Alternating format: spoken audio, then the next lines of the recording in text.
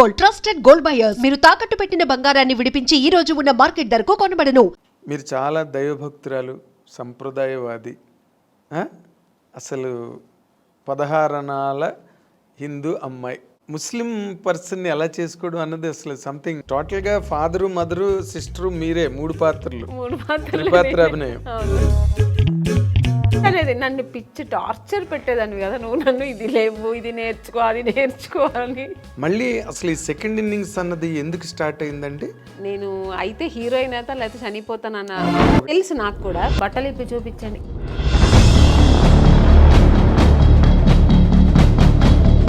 Financier ఎందుకు చూడాలి నన్ను అనవసరంగా? ద మిస్టేక్ హ్యాపెండ్ అండి మీ personal life. Subhalagnam combination Jagapathi బాబు గారు, మీరు ఇద్దరు కూడా సెకండ్ ఇన్నింగ్స్లో హైలీ సక్సెస్ఫుల్గా ఉన్నారు కదా. ఫస్ట్ ఇన్నింగ్స్లో ఎంత అని అవును కదా.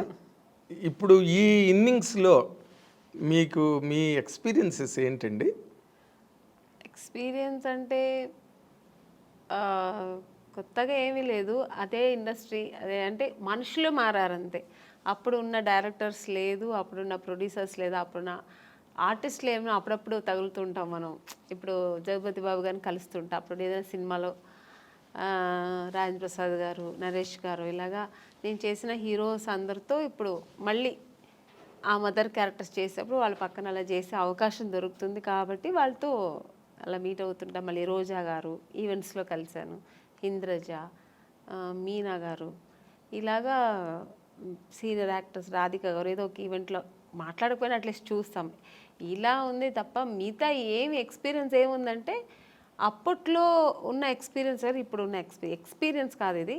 ఇది కొత్తగా నేర్చుకోవాల్సిందని చాలా ఉంది ఇప్పుడు ఉన్న ఇండస్ట్రీలో. ఏంటి కొత్తగా నేర్చుకో అంటే అప్పట్లో మేము యాక్టింగ్ అనేది యాక్ట్ చేసి చూపించాలి. కొందరు డైరెక్టర్స్ న్యాచురల్ యాక్టింగ్, కొందరు డైరెక్టర్స్ కమర్షియల్గా నువ్వేం చేస్తావు అది అలా ఉండేది. ఇప్పుడు డైరెక్టర్స్ ఏంటంటే యాక్టింగ్ చేయదంటున్నారు, చాలా న్యాచురల్గా. అంటే ఇట్స్ గుడ్, బాగుంది. ఎందుకంటే ఓవర్ యాక్ట్ చేసి చేతులు ఇలా ఇలా అనేసి ఓవర్ డైలాగ్స్, పెద్ద పెద్ద డైలాగ్స్ అంతా లేదు ఇప్పుడు.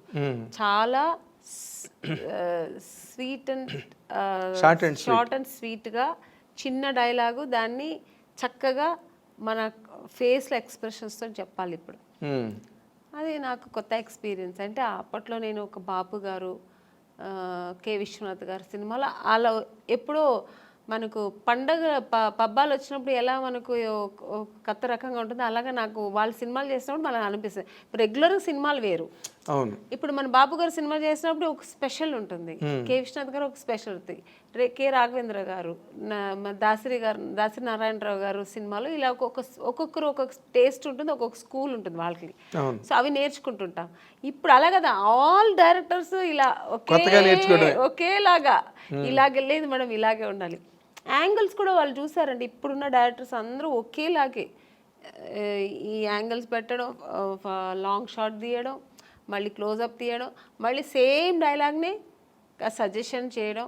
సో అది వాళ్ళు ఇప్పుడు అలా తీస్తారేమో మాకు తెలియదు. అంటే నాకు డైరెక్షన్ గురించి అవగాహన లేదు, నాకు నాలెడ్జ్ లేదు, బట్ తెలుస్తుంది నాకు ఓ రకంగా ఎక్స్పీరియన్స్. అందరూ ఒకే రకంగా ఇప్పుడు చేస్తుంటారు. మనకు అప్పట్లో వేరు, ఇప్పట్లో వేరు. చేసే ఆ డైరెక్షన్ కానీ, మేకింగ్ కానీ, కెమెరా మేకింగ్ కానీ, ఇవన్నీ మనకు ఆ లైటింగ్స్ కానీ ఇవన్నీ కొత్తగా ఉన్నాయి. సో ఇప్పుడు దీనికి అలవాటు పడిపోయాం. అంతేనా? అంతే. కాదంటే మామూలుగా అప్పటికి అదేలాగా మానిటర్ మాకు అప్పుడు లేదు.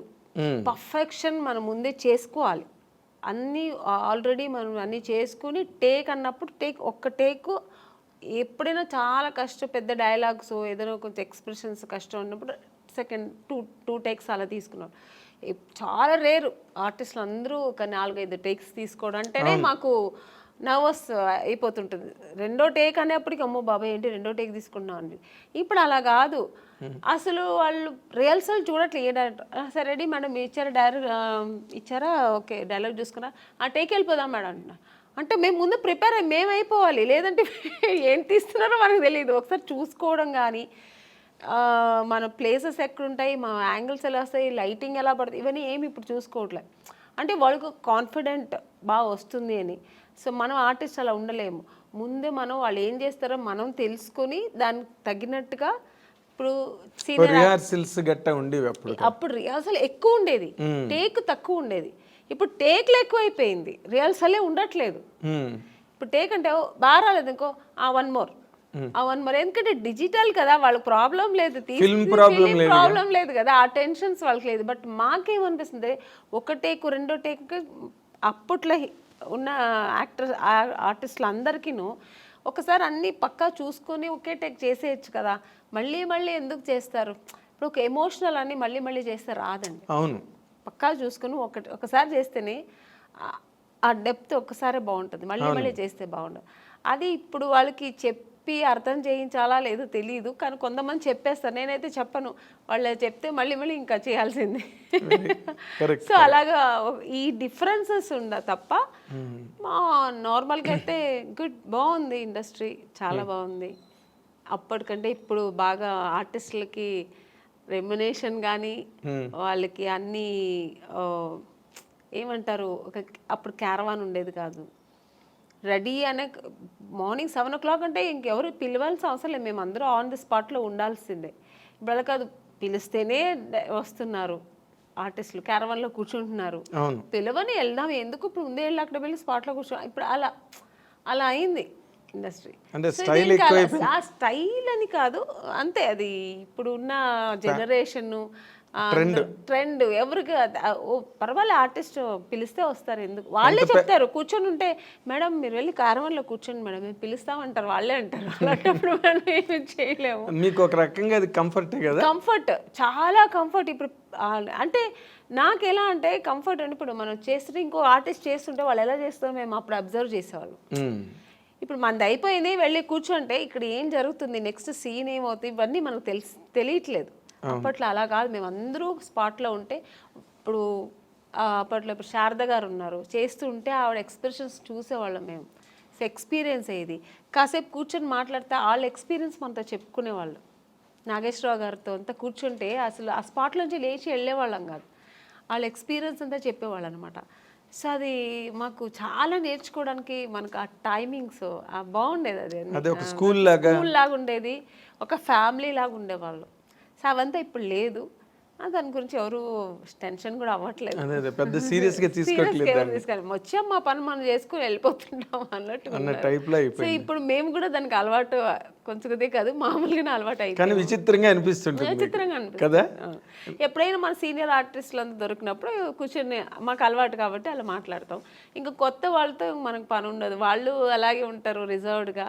ఇంకా వాళ్ళ పనులు చేస్తే మనం ఆ పని చేస్తాం. అంటే వాళ్ళ జనరేషన్ వాళ్ళ జనరేషన్ వాళ్ళతో కలిసిమెలిసి బాగుంటారు. ఇంకా మనం దాన్ని ఫీల్ అవ్వకూడదు, ఏమీ లేదు. సరే అంతే. ఇంకా ఇప్పుడు ఇంకోటి వచ్చింది సార్, ఫోన్స్. ఎవరు లేకపోతే ఫోన్లో కూర్చుంటారు, ఇంకా అదే వాళ్ళ ఫ్రెండ్ వాళ్ళ మమ్మీ డాడీ అన్నీ అదే, ఇంకా షార్ట్ అయిపోతే ఇంక ఫోన్లో కూర్చుంటారు. ఇక్కడ ఏం జరుగుతున్నదో ఏం తెలియదు. అక్కడ షార్ట్ అయిపోయి ఇంకా వాళ్ళు ఎలా చేస్తున్నారు అవన్నీ ఫోన్లో కూర్చుంటారు. ఇప్పుడు ఇలా అయిపోయింది అంటే ఎవరిని ఇక్కడ తప్పు చెప్పడానికి లేదు, ఆ అట్మాస్ఫియర్ అలా, ఎన్విరాన్మెంట్ అలా అయిపోయింది మనకు. దానికి తగినట్టుగా మనం కూడా వెళ్ళిపోతున్నాం. Very nice. అయితే ఇప్పుడు నార్మల్గా ఈ ఫస్ట్ ఇన్నింగ్స్లో హైలీ సక్సెస్ఫుల్గా ఉన్నవాళ్ళు ఈ రోజున సెకండ్ ఇన్నింగ్స్లోకి వచ్చేసరికి, అంటే మీరు చెప్పిన ట్రెండ్లు ఫాలో అవుతూనే బట్ వాళ్ళు మంచి పొజిషన్స్లో ఉన్నారు సినిమా ఇండస్ట్రీలో. ఎందుకంటే ఈ యంగర్ జనరేషన్స్ రావడం, వాళ్ళకి మీలాంటి మంచి టాలెంటెడ్ ఆర్టిస్టులు అవసరం కావడం మేజర్ క్యారెక్టర్స్కి, అలాంటి దాంట్లో మీరు ఏమైనా డిమాండ్లో ఉన్నారా? మిగతా ఆర్టిస్ట్ గురించి నాకు తెలియదు, నేనైతే ఏమీ డిమాండ్స్ లేదని. ఎప్పుడు ఆమెని అంటే నో డిమాండ్, ఎప్పుడు అంతే. హీరోయిన్గా ఉన్నప్పుడు అంతే, ఇప్పుడు అంతే. క్యారెక్టర్ వింటాను, నచ్చితే ఓకే బాగుంది చేస్తాను. అలాగే నా డిమాండ్స్ ఏమి లేదు, నా గురించి తెలుసు ఇండస్ట్రీలో.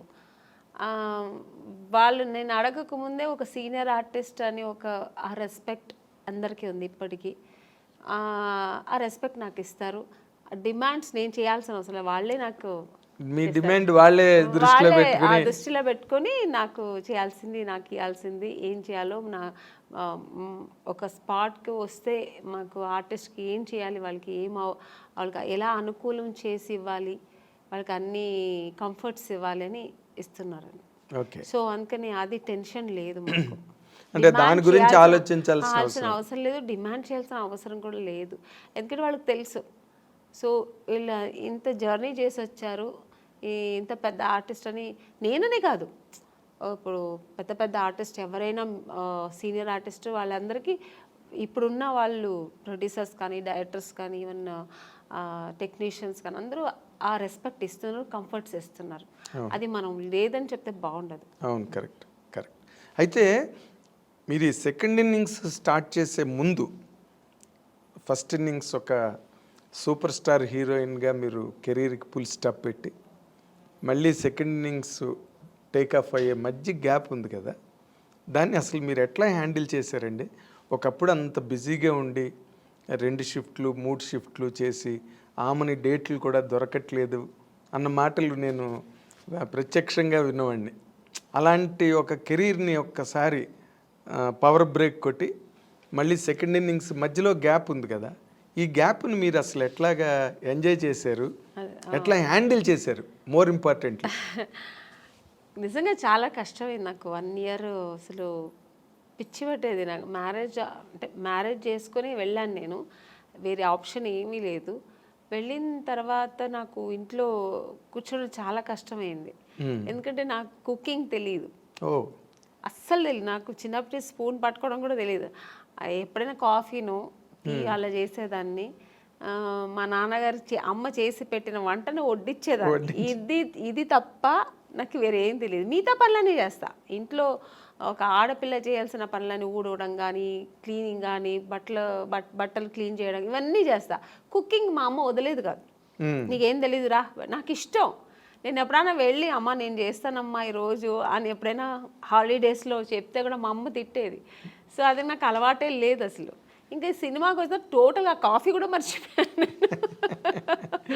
కాఫీ తాగడం మర్చిపోయాను. ఎందుకంటే అదో హీరోయిన్స్ అంటే అప్పట్లో కలర్ రావంటే కాఫీ తాగితే నల్లబడిపోతారు ఇలా అంతా చెప్పేవాళ్ళు కదా.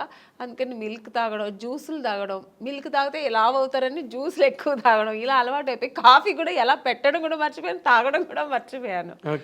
సో తర్వాత వెళ్ళి ఇంకా 1 ఇయర్ కష్టమైంది. ఇంకా ఇలా కుకింగ్ ఎలా చేయాలి నేర్చుకున్నాను, ఫ్యామిలీ ఎలా రన్ చేయాలి. ఇంకా ఆ టెన్షన్స్ వేరు కదా, ఫ్యామిలీ టెన్షన్స్. అది ఫుల్ టైం జాబ్ అది. మనకి ఇలా ఏం టైం ఉండదు. ఇక 6 o'clock ప్యాకప్ అయితే రిలాక్స్ అవ్వడం ఏమి ఉండదు. ఎప్పుడు బిజీ, అది టెన్షన్స్ ఎప్పుడు ఉండదు. సో అవన్నీ నేర్చుకోవడం, లైఫ్ అనేది ఏం నేర్చుకోవాలి అవన్నీ ఆఫ్టర్ మ్యారేజ్ కొంచెం చాలా నేను నేర్చుకున్నాను. మా సిస్టర్స్ అంతా ఇంకా అప్పుడు పెళ్లి కాలే చదువుకుంటున్నారు. సో వాళ్ళ లైఫ్ అంతా ఎలా వాళ్ళు సెటిల్ చేయడం, వాళ్ళకి పెళ్ళిళ్ళు చేయడం ఇవన్నీ బాధ్యత మీదేనండి. అన్నీ నేను ఇంట్లో పెద్ద కాబట్టి మా బ్రదర్కి మ్యారేజ్ చేశాను, మా సిస్టర్కి మ్యారేజ్ చేశాను. సో ఇవన్నీ నాకు ఫుల్ బిజీ. మీరు చెప్పినట్టు 24 hours బిజీ ఉండేదాన్ని. అసలు అప్పుడు కూడా నిద్ర ఉండేది కాదు నాకు. మా సిస్టర్స్ చదవలేదంటే మార్నింగ్ 4 o'clock లేపి చదువు కూర్చొని అని నేను ఒక టీచర్ లా కూర్చొని నేను చెప్పేవాడిని కాదు, నేను కూర్చుంటా నువ్వు చదువు అనేదాన్ని. సో ఇలా బిజీ అయ్యాను కాబట్టి నాకు అందులో ఒక 1 year కష్టమైంది. తర్వాత అలవాటు అయిపోయింది, ఆ లైఫ్ అలవాటు అయిపోయింది.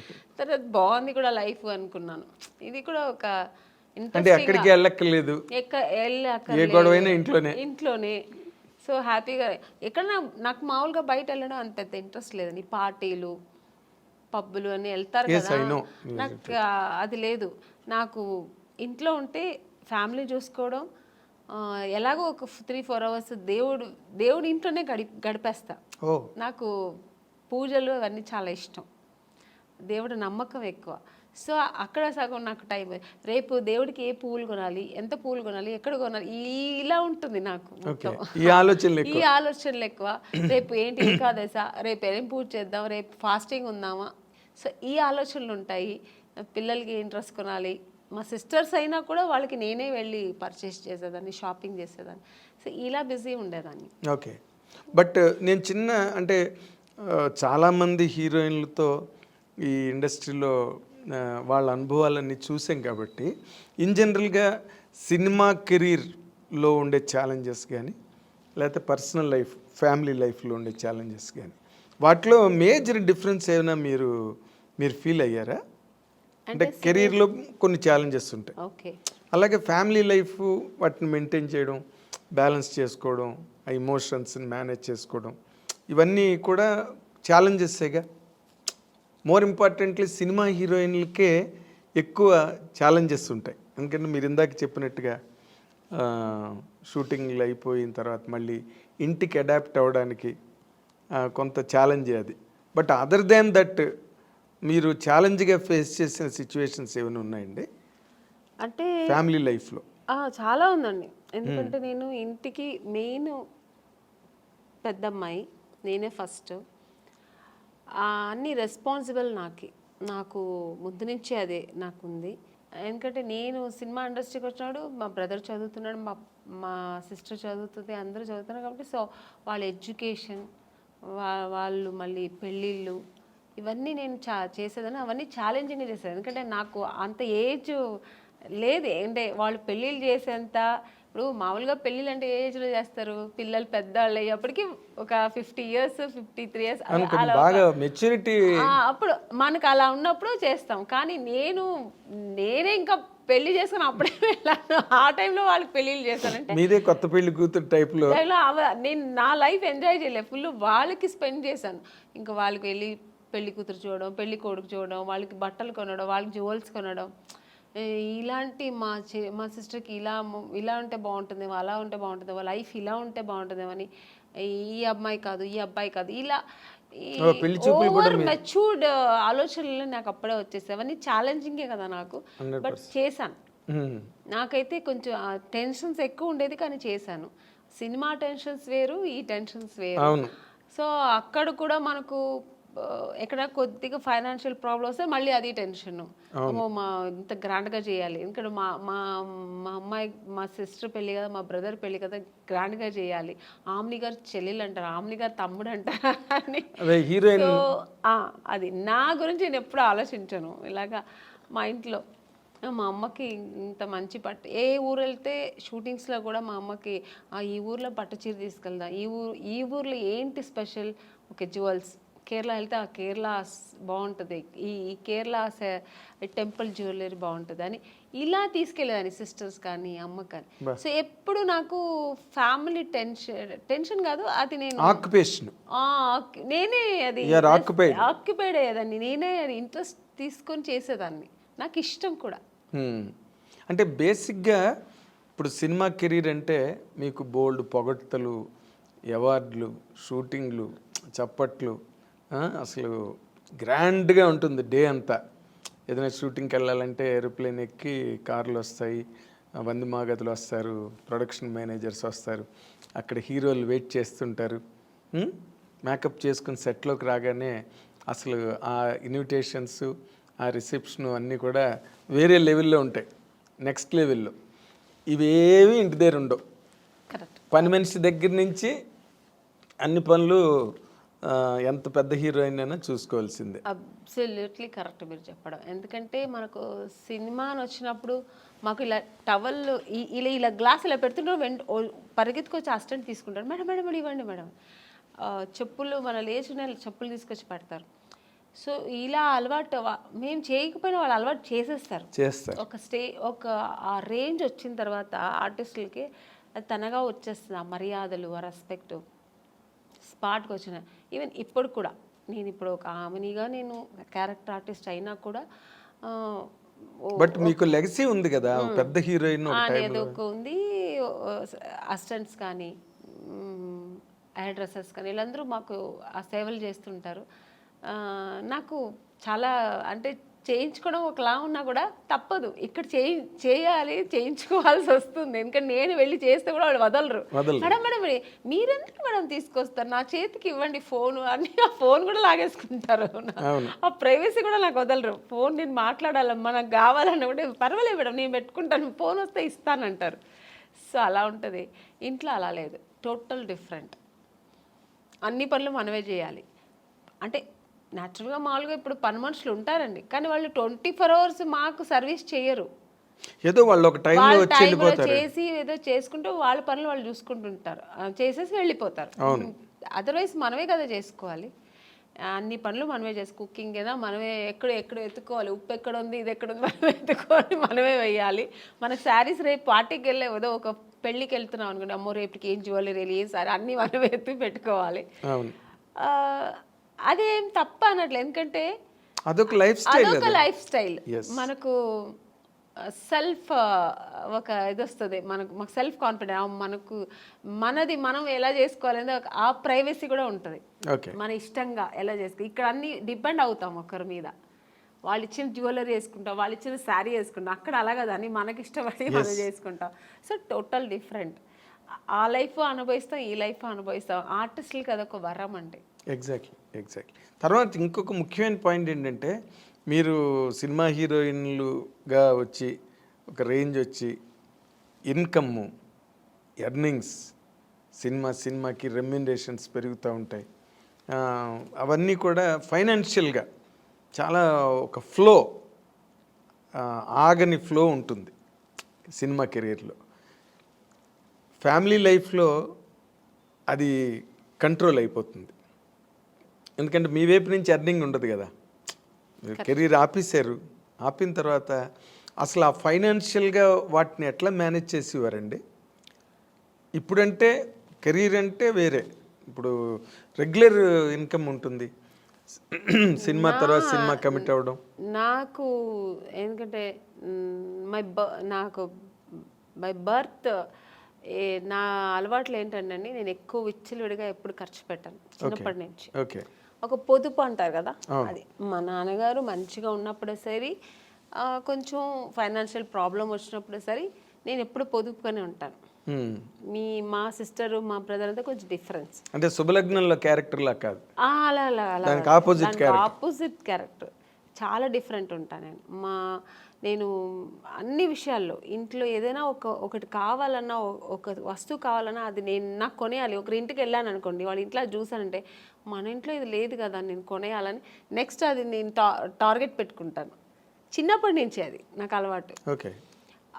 అది లేదు సరే, మా అమ్మ అది కొనమంటే నీకు వేరే పని లేదా, వాళ్ళు పెట్టుకుంటారు మనం పెట్టుకోవాలని అమ్మ అది పెద్ద పట్టించుకునేది. మా నాన్నగారు కూడా అంతే. అప్పుడు నేను పెట్టుకున్నాను, మనం ఎందుకు కొనకూడదని. అమ్మ నాన్నగారు ఏదైనా మనకు ప్యాకెట్ మనీ లేదంటే ఎప్పుడైనా షాపింగ్కి వెళ్ళడం మిగిలితే డబ్బులు ఇస్తారు కదా, ఆ డబ్బులు పొదుపు చేసి అది కొనేదాకా నాకు నిద్ర పట్టేది కాదు. అలా చిన్నప్పటి నుంచి నేనే రెస్పాన్సిబుల్ తీసుకునేదాన్ని. ఇప్పుడు మా అమ్మకే ఒక మంచి శారీ కొనాలన్నా నాకు అది కొనేయాలంతే. మా నాన్నగారికి ఏదైనా గిఫ్ట్ ఇవ్వాలా నేను చేసేయాలి. అలా ఒక చిన్నప్పటి నుంచి నేనే ఆ రెస్పాన్సిబుల్ ఎక్కువ తీసుకున్నాను. ఆ వాంటెడ్గా నేనే వాలంటరీగా నేనే వీళ్ళందరికీ చెయ్యాలి, నేనే పెట్టాలి. ఇల్లు క్లీన్గా ఉండాలి. మార్నింగ్ లేచానంటే ఇల్లు ఫస్ట్ నీట్గా ఉండాలి. వీళ్ళు చేస్తే అంతా ఓసిడి అంతా ఉండదండి. చిన్న చిన్న విషయాలకి చేయి గడగడం, ఇల్లు తీసి అక్కడే పెట్టాలి, ఇక్కడ అంత లేదు. ఒక ఇంట్లో ఎంటర్ అయినప్పుడు డీసెంట్ గా నీట్ గా ఉండాలి. ఇల్లు అనిన తర్వాత మరీ అంత అంటే అది ఇల్లులాగా ఉండదు. ఇప్పుడు పిల్లలు పెద్దలు ఇంట్లో గీకుతారు అన్ని ఆ ఏజ్ నుండి చేస్తారు. వాళ్ళు చేయకూడదు, ఇలా పెట్టకూడదు, మరి అంత ఓవర్ నేను స్ట్రిక్ట్ గా ఉండను, అంత మరి డిసిప్లిన్ ఉండాలి అంతే. అలాగే నీట్గా ఇల్లు అంటే ఇల్లులా ఉండాలి. కొంచెం అది ఎక్కడ నేర్చుకున్నా మా నాన్నగారు. ఒక వస్తువు పెడితే మా నాన్నగారు మళ్ళీ కళ్ళు మూసుకొని మళ్ళీ అక్కడ చేయి పెడితే దొరకాలి. మా నాన్నగారికి దొరకలని టెన్షన్ అయిపోయారు. ఇక్కడ పెట్టాను ఎవరు తీశారు అని ఫుల్ అరిచేవారు అనమాట. అది తప్పు కూడా మా బ్రదరే తీసుంటాడు, నేను తీయను. ఎందుకంటే మా నాన్నగారు తెలిసి వాడిని తిట్టేవారు, ఎందుకులా తీసామని అడిగేవారు. ఇలాగా అప్పుడు నేర్చుకున్నా. అది చిన్నప్పటి నుంచి నాకు అది కొంచెం వచ్చింది. ఇప్పుడు ఆ వస్తువులు అంటే అక్కడే పెట్టాలి, మళ్ళీ మనం వెతికే ఉండకూడదు, అక్కడే వెళ్ళి మనకి ఈజీగా తీసుకునేట్టుగా. అదే. సో ఇలాంటి కొంచెం డిసిప్లిన్స్, కొంచెం ఇల్లు నీట్గా ఉండాలి. ఆ నీట్నెస్ మా ఇంట్లో అందరికీ ఉంది. మా ఇంట్లో మా అమ్మ, మా తరతరాంతరం నాకు తెలిసి మా నాన్నగారి సైడ్ కానీ మా అమ్మగారి సైడ్ కానీ కొంచెం ఎక్కువ నీట్నెస్ అనేది. ఆర్గనైజ్డ్ గా ఉండడం. ఓసిడి అంత లేదు, నీట్. అంటే కొంతమంది లేడీస్ ఉంటారు అట్లా. అమ్మో అది కడిగిందే కడిగి, సర్దిందే సర్ది, అది చాలా చిరాకండి. అంత ఉండదు, ఎందుకంటే టైం అంతా దానికి సరిపోతుంది. మళ్ళీ మనకు వేరే ఆలోచన ఉండదు, ఇంకా అంత ఓవర్గా కూడా ఉండను నేను. చేసే పనులు చెయ్యాలి, ఆఫ్టర్ అంతా ఫినిష్ అవుతుంది మళ్ళీ ఆ నీట్గా పెట్టాలి. ఇప్పుడు ఒక కిచెన్ ఉందండి, పని అయిపోయిందా తర్వాత అంతా నీట్గా ఉండాలి ఆ కిచెన్. ఎవరినో వచ్చి చూసినాడు ఏంటి ఇలా పెట్టుకున్నారు కిచెన్ అనకూడదు, నాకు ఆ నీట్నెస్ ఉండాలి. మళ్ళీ అది వెంటనే క్లీన్ చేసేసేయాలి అంతే. మళ్ళీ అది ఎప్పుడు తుడుస్తూ ఉండాలి, కడుగుతూ ఉండాలి, చేయి కడుగుతూ ఉండాలి, ఇది ముట్ట వంట అయిపోయి చేయి, అలా అంతా ఏం లేదు. ఓకే. అయితే ఇప్పుడు మీరు ఇందాక చెప్పిన దాంట్లో బ్రదర్ మ్యారేజ్ మీరే చేశారు, సిస్టర్స్ మ్యారేజ్ మీరే చేశారు, వాళ్ళకి నగలు కొనాలన్నా చీరలు కొనాలన్నా అంతా మీ డబ్బే. ఇప్పుడు వాళ్ళ పిల్లలు పుట్టిన తర్వాత వాళ్ళ పేర్లు కూడా నేనే పెట్టానండి. నన్నే అడిగారు, అక్క ఏం పేరు పెట్టదు నువ్వు సెలెక్ట్ చేయనేవారు. ఈ టెన్షన్స్ అన్ని నాకే పెట్టేవారు అన్నమాట. ఇవన్నీ ఒక ఎత్తు అయితే, ఇందాక మీరు చెప్పినట్టు మీరు పొదుపు ఆదాయం చేసి దోబరా చేయకుండా డబ్బుని మీ కెరీర్లో స్టిల్ ఎప్పుడు ఇప్పుడే కాదు, చిన్నప్పటి నుంచి నాకు అది అలవాటు. కాబట్టి నేను ఆఫ్టర్ హీరోయిన్ అయిన తర్వాత కూడా విచ్చలవిడిగా నేను ఎప్పుడు డబ్బు వచ్చేసింది కదా అని ఎప్పుడు నేను అలా ఖర్చు పెట్టలేదు. సో ఎప్పుడు పొదుపుగానే పెట్టేదాన్ని. మరి ఆ డబ్బంతా మరి వీళ్ళందరికీ ఖర్చు అయింది కదా, వాళ్ళు ఖర్చు పెట్టాలి కదండి, మరి దేనికి పెట్టాలో దానికి పెట్టాలి కదా. నాకేంటంటే ఒకటి, నాకు చిన్నప్పుడు స్విమ్మింగ్ నేర్చుకోవాలని ఇష్టం, స్విమ్మింగ్ చేయాలని, కానీ నేర్చుకోలేదు. ఎందుకంటే మా ఇంట్లో మా అమ్మ నాన్న వాళ్ళకి అవకాశం ఉంది కానీ చేయడానికి వాళ్ళకి తెలియదు. మా అమ్మకి మా నాన్నగారికి స్విమ్మింగ్, మా నాన్నగైతే మరీ ఆర్థోడాక్స్, నన్ను స్విమ్మింగ్ పంపించాలి ఇలాంటి అంత చదువుతావా తర్వాత అయిపోయింది మ్యారేజ్, ఆ మెంటాలిటీ మా నాన్నగారు. మా అమ్మగారికి తెలియదు అవన్నీ చెయ్యాలి, పిల్లలు ఫ్యూచర్కి ఇలా ఉండాలి, ఇవన్నీ నేర్చుకుంటే అమ్మాయిలు కూడా మన అబ్బాయిలు మా బ్రదర్ వాడు అబ్బాయి కాబట్టి బయట వెళ్ళి వాడు అన్నీ నేర్చుకున్నాడు, నేను అలా వెళ్ళలేదు. ఒక సినీ ఇండస్ట్రీకి వచ్చినప్పుడు స్విమ్మింగ్ తెలుసా అంటే లేదు, తెలియదు, హార్స్ రైడింగ్ తెలియదు. ఇవన్నీ నాకేంటంటే ఇవన్నీ ప్రాబ్లమ్స్ అయ్యాయండి కెరీర్లో. అవునండి, ఇప్పుడు కొన్ని సినిమాలకి నేను ఇవన్నీ తమిళ సినిమాలో ఫేస్ చేసాం. వాళ్ళు ఫస్ట్ వెళ్ళిన మీకు హార్స్ రైడింగ్ తెలుసా, ఈ సినిమాలో ఒక హార్స్ రైడింగ్ ఉంది మీకు తెలుసా అంటే తెలియదు సార్. ఓకే, దీనివల్ల సినిమాలు నాకు అవకాశం లేకుండా పోయిన ఎన్నో ఇవి సంఘటనలు కూడా జరిగింది నాకు. స్విమ్మింగ్, అయ్యో స్విమ్ సూట్ పోడను మేడం, స్విమ్ సూట్ వేసుకోవాలండి మేడం, కాదు స్విమ్ సూట్ వేసుకోవాలి అమ్మాయి, 2 పీసెస్ వేసుకోవాలి లేదా సింగిల్ ఇలా, స్విమ్మింగ్ రాదా అంటే ఆ సినిమా లేదు, అయిపోయింది. అమ్మో స్విమ్మింగ్ నేర్చుకోనందుకు ఇలా అయిందా. పైగా ఇంకొక ఎక్స్పీరియన్స్ ఏంటంటే కొన్ని విషయాలు కొంతమంది నాకు ఫ్రెండ్ సర్కిల్లో స్విమ్ తెలియకుండా నా ఫ్రెండ్ సర్కిల్ చాలామంది చనిపోయాడు. ఎక్కడో ఇప్పుడు వెళ్తారు ఒక టెంపుల్కు లేదంటే ఎక్కడో ఎక్స్కర్షన్ వెళ్ళినప్పుడు ఆ వాటర్లో పడి స్విమ్ తెలియకుండా చనిపోవడం, ఇవన్నీ నేను కొన్ని చూశాను అన్నమాట. అప్పుడు నాకు ఒక భయం వచ్చింది, మనం నేర్చుకుంటే బాగుంటుంది, ఇవన్నీ జనరల్గా ఇవన్నీ నేర్చుకుంటే మనకు మంచిది కదా అని.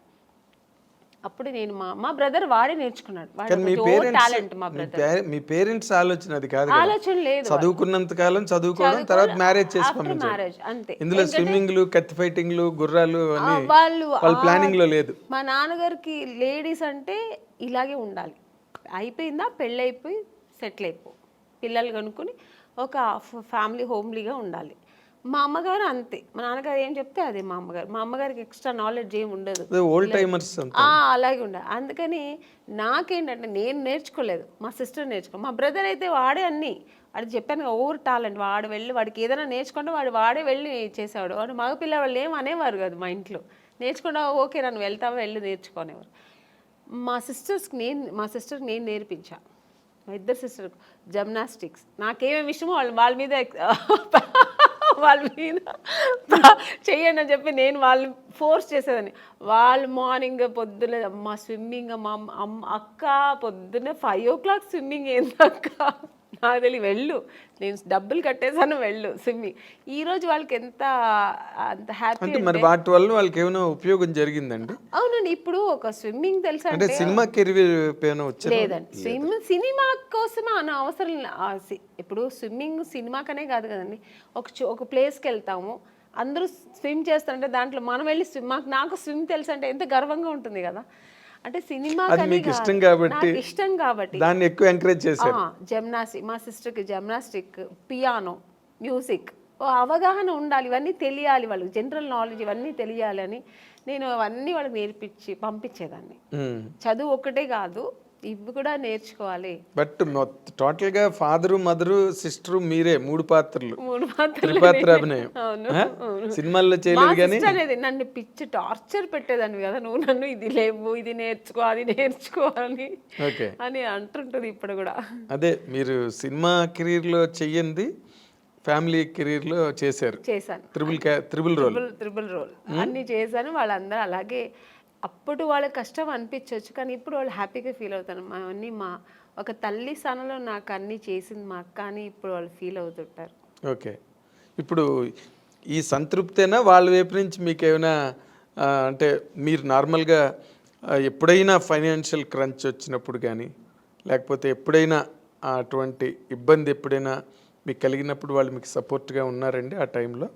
సపోర్ట్ అంటే నాకు దేవుడు ఒక పరిస్థితి ఇవ్వలేదండి భగవంతుడు నాకు. బట్ అలాంటి పరిస్థితి చేస్తారండి, అలాంటి పిల్లలే వాళ్ళు, మా సిస్టర్స్ కానీ మా బ్రదర్ కానీ నాకు ఎప్పుడు బ్యాక్ ఉంటారు. నేను ఉన్నాను కదా, నీకెందుకు, ఏమైనా అయితే నేను చూసుకుంటా అన్నట్టుగా మా బ్రదర్ కానీ, మా బ్రదర్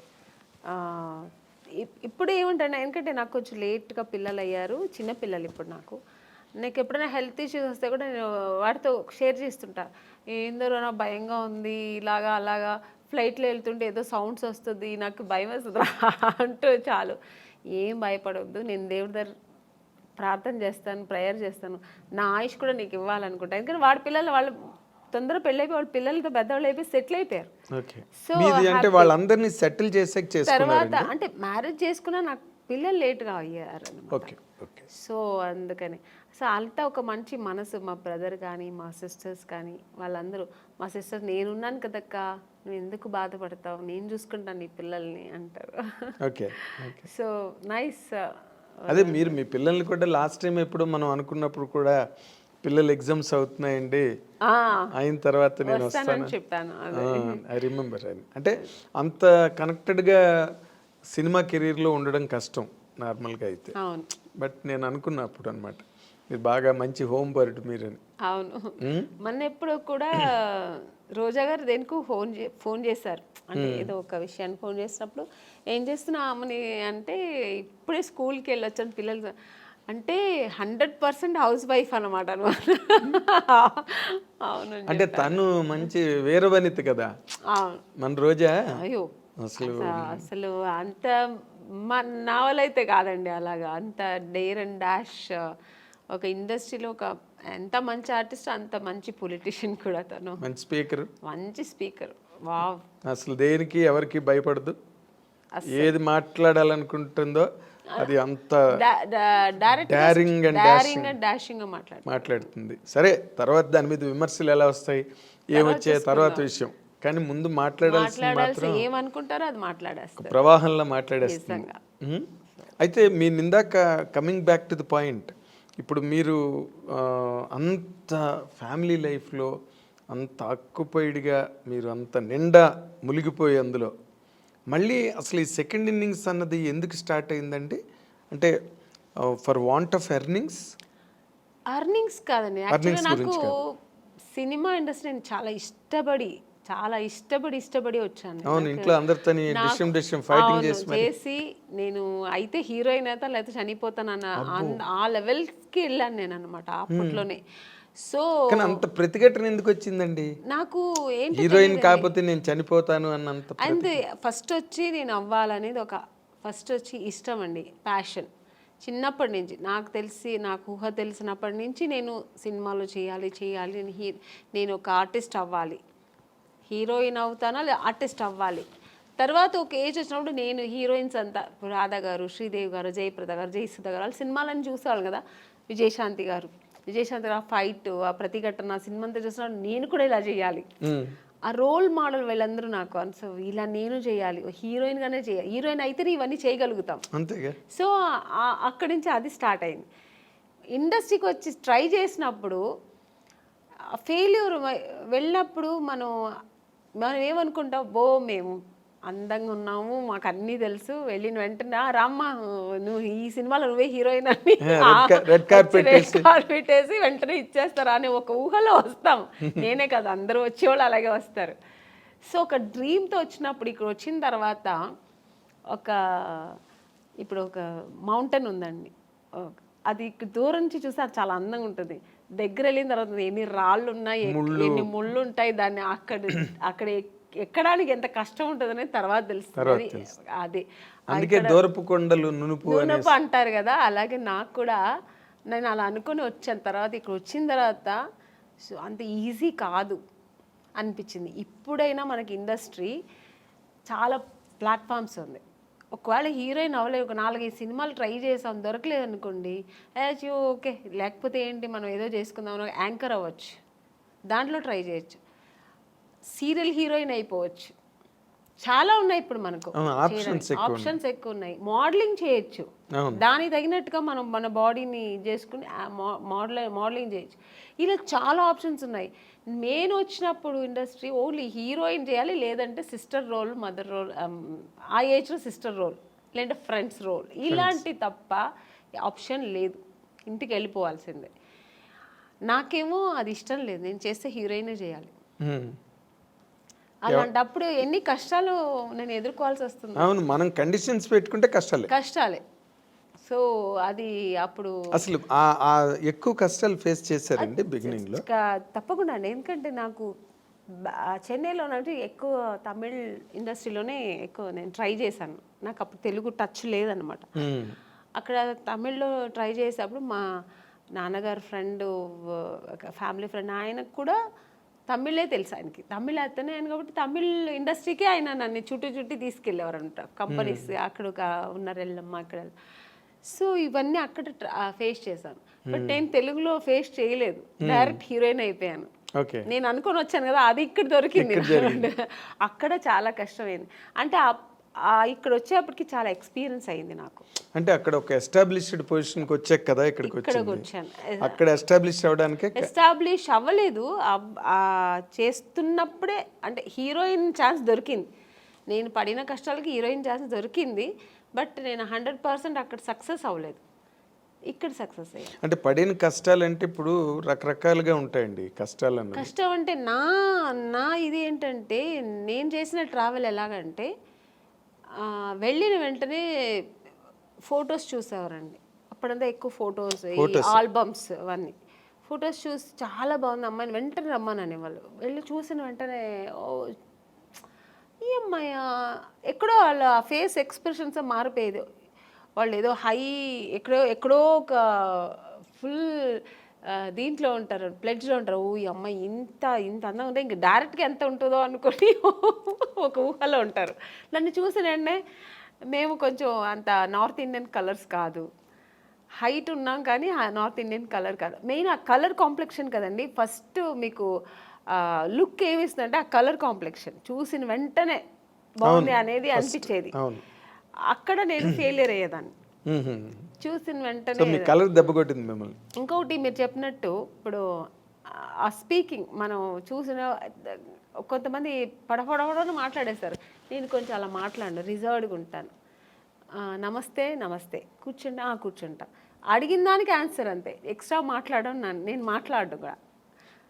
అది ఎంత వాళ్ళకి అమ్మాయి నిజంగానే యాక్టింగ్ చేస్తుందా క్యారెక్టర్ అని ఎక్కడో వాళ్ళకి ఏదో ఫీల్ అయ్యేవారు. సార్ చెప్పి పంపిస్తాం అనేవారు. ఇలా ప్రతి ఒక్క కంపెనీలో జరుగుతుంది. కానీ తమిళ్లో మీరు కలర్ అంటున్నారు, సావిత్రి గారు భయంకరమైన కారు నలుపు, వాణిశ్రీ గారు మామూలు నలుపు కాదు. ఆవిడకి 4 గంటలు 5 గంటలు మేకప్ చేసేవారు వాణిశ్రీ గారు. కరెక్టే అండి, మీరు చెప్పేది కరెక్టే. బట్ నేను వచ్చేప్పటికి ట్రెండ్ చాలా మారింది. అంత అప్పుడు ఉన్నంత ఇప్పుడు సావిత్రి గారు అప్పుడు ఎంత లావు ఉన్నవారు, బట్ చక్కగా ఫేస్ అందంగా ఉంటే ఓన్లీ ఆ ఫేస్ చూసేవారు అనమాట. మీకు ఆ స్ట్రక్చర్ చూసేవాళ్ళు కాదు. ఈవెన్ భానుమతి గారు కానీ మన వాణిశ్రీ గారు కానీ అప్పుడంతా స్ట్రక్చర్ ఏమి చూసేవాళ్ళు కాదు. ఫేస్ వరకు అప్పుడు అన్న ఓన్లీ ఎక్స్ప్రెషన్స్, యాక్టింగ్ ఇది చూసేవారు అనమాట. ఆ తర్వాత జనరేషన్ ఇప్పుడు శ్రీదేవి గారు వాళ్ళంతా వచ్చేప్పటికి స్ట్రక్చర్ మెయింటైన్ చేసేవాళ్ళు, అందము అన్నీ వచ్చేసింది కదా. సో అది అప్పటికే మీకు నార్త్ ఇండియన్స్ చాలా మంది వచ్చారు. నగ్మా గారు అప్పటికి వచ్చేసారు, మీ టైంకి వచ్చేసారు. సో అక్కడ అది వచ్చింది. ఖుష్బూ గారు వీళ్ళందరూ ఇక్కడ ఎంటర్ అయిపోయారండి. అప్పటికి వాళ్ళంతా వచ్చి ఇక్కడ అప్పుడు సామ్రాజ్యం ఏలుతున్నారు. ఆ టైంలో నేను ఎంటర్ అయ్యాను. అప్పుడు ఎలా ఉంటుంది చెప్పండి. సో అంటే కొన్ని సినిమాలకి ఇలా ఉంటే చాలే అనుకొని దొరికేది వేరు. అన్ని కమర్షియల్ సినిమానికి అలా అనుకోరు కదా. ఒక గ్లామర్ హీరోయిన్ కావాలనుకుంటారు, చాలా అందం మంచి కలర్ కావాలనుకుంటారు. సో అక్కడ మనం ఫెయిలియర్ అవుతాం కదా. అవును, 100%. చూడగానే వెంటనే మైనస్ మార్కులు పడిపోతాయి. ఇప్పుడు కొంతమంది పర్వాలేదు, మనకి మెయిన్ కావాల్సింది ఫేస్ అందము, స్ట్రక్చరు, యాక్టింగ్ ఇది చాలు అనుకునే డైరెక్టర్స్ కొంతమంది. లేదు నాకు అలా కలరే కావాలనుకున్నది ఎక్కువ మంది అప్పట్లో. ఇప్పట్లో కూడా ఎప్పుడైనా అందుకని బ్లాకీస్కి అంత తొందరగా వచ్చిన తర్వాత ఇప్పుడు మధ్యలో కొంచెం ట్రెండ్ మారింది. మన దీపికా పడుకుని ఒక డస్టీ కలర్ అని అది ఇప్పుడు ఫేమస్ అయిందండి. మేము వచ్చినప్పుడు ఆ డస్టీ కలరే బ్లాక్ అని చెప్పి మమ్మల్ని పక్కన పెట్టేవాళ్ళు. చాలా ఎక్కడో లక్కీగా దొరికేది అంతే. ఇప్పుడు వీటిష్ అంటున్నారు, బ్లాక్ వీటిష్ అంటున్నారు, డస్కీ కలర్ అని ఏమేమో అంటున్నారు. దాని ఇప్పుడు పేర్లు పెట్టి దాని ఒక ఫ్యాషన్ చేసుకున్నారు. మేము ఉన్నప్పుడు అలా కాదండి, కొంచెం కష్టమే. హీరోయిన్ అయిన తర్వాత కూడా ఇక్కడంతా మేకప్ వేయమని చెప్పేవాళ్ళు, కలర్ ఎందుకంటే దీనికి డిఫరెన్స్ రాకూడదని. సో ఇవన్నీ మేము ఎదుర్కోవాలి, ఒకేలా ఉండాలని. సో అప్పుడు నేను చాలా మా అమ్మని తిట్టేదాన్ని, నువ్వు ఎందుకు మా నాన్న కలర్గా కనలేదు, నువ్వు మా బ్రదర్ మంచి కలరు, వాడు మాత్రం ఎందుకు అంత కలర్ ఉన్నాడు అని. మా నాన్నగారు లాగా వాడు, మా అమ్మ కొంచెం కలర్ తక్కువ. ఇలాగా నాకు ఆ ఒక ఫీలింగ్ నాకు ఎప్పుడు ఉండేది. మా అమ్మతో ఎప్పుడు నేను వెళ్ళి మా అమ్మతోనే గొడవ పెట్టేది.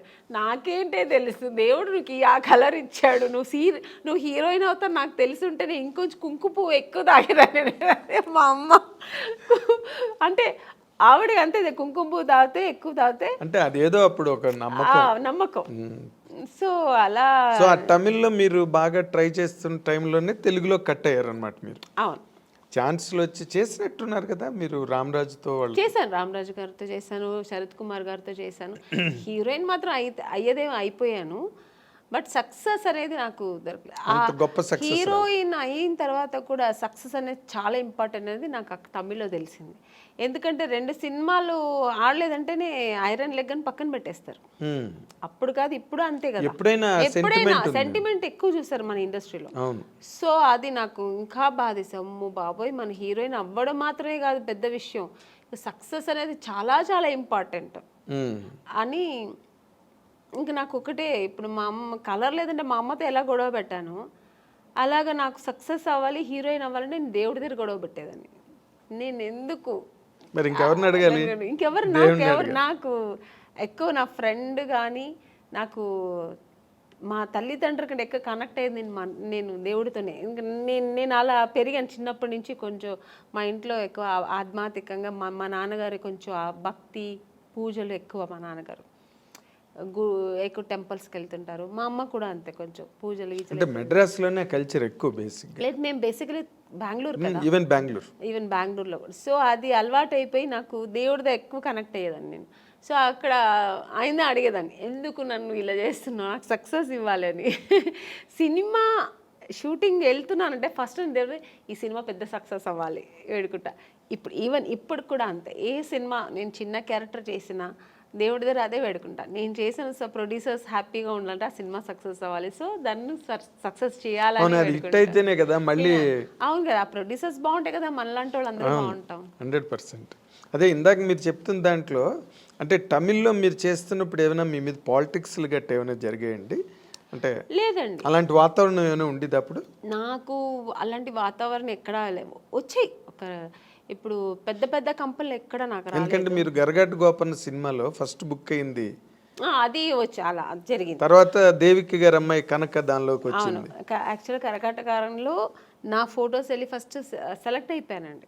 సెలెక్ట్ అయిపోయి ఇంకా షూటింగ్ ఇంకొక 15 days 10 days ఉందన్నప్పుడు అక్కడ ఒక చిన్న కాంట్రవర్సీ జరిగింది. అంటే నన్ను తీసుకెళ్ళి యాక్ట్రెస్ నళిని గారు అని ఉంటారు. అవును, రామరాజు గారిని చేసుకుంది రామరాజు కదా. గారు వాళ్ళ వైఫ్ వాళ్ళు సిస్టర్ హస్బెండ్ నన్ను తీసుకెళ్లారు. యాక్చువల్గా ఆయన ముందు నళిని గారికి మేనేజర్ అట. సో ఆయన అది ఆయన ప్రొఫెషనల్ అనమాట. సో నన్ను తీసుకెళ్ళి చూపించి ఓకే అయింది, నా ఫొటోస్ ఓకే అయింది. తర్వాత ఆయన ఏమన్నారంటే 5 years అగ్రిమెంట్ వేసుకోవాలి నేను, మీరు హీరోయిన్ చేస్తారు కదా అన్ని డేట్స్ నేనే చూస్తాను. ఓకే డేట్స్ ఫైన్, మీరు డేట్స్ చూసుకోండి అన్న. బట్ రెమ్యునేషన్ నాకు 50% మీకు 50% అన్నారు. అది నేనైతే ఓకే చెప్పాను. నాకు అప్పుడు అంత హీరోయిన్ అయిపోవాలి, పెద్ద హీరోయిన్ అయిపోవాలి.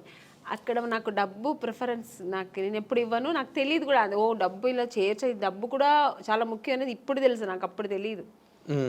మా అమ్మ వద్దనేసారు. మా నాన్నగారికి ఫోన్ చేసి చెప్పాను, నాన్నగారు కూడా అలా అంత వద్దమ్మా అన్నారు. మా అమ్మ అయితే వద్దు, అలా అంత అవసరం లేదు, డేట్స్ కావాలంటే మీరు చూడండి, పర్సంటేజ్ ఏదో ఉంటాయి కదా అలా తీసుకోండి అలా అన్నారు.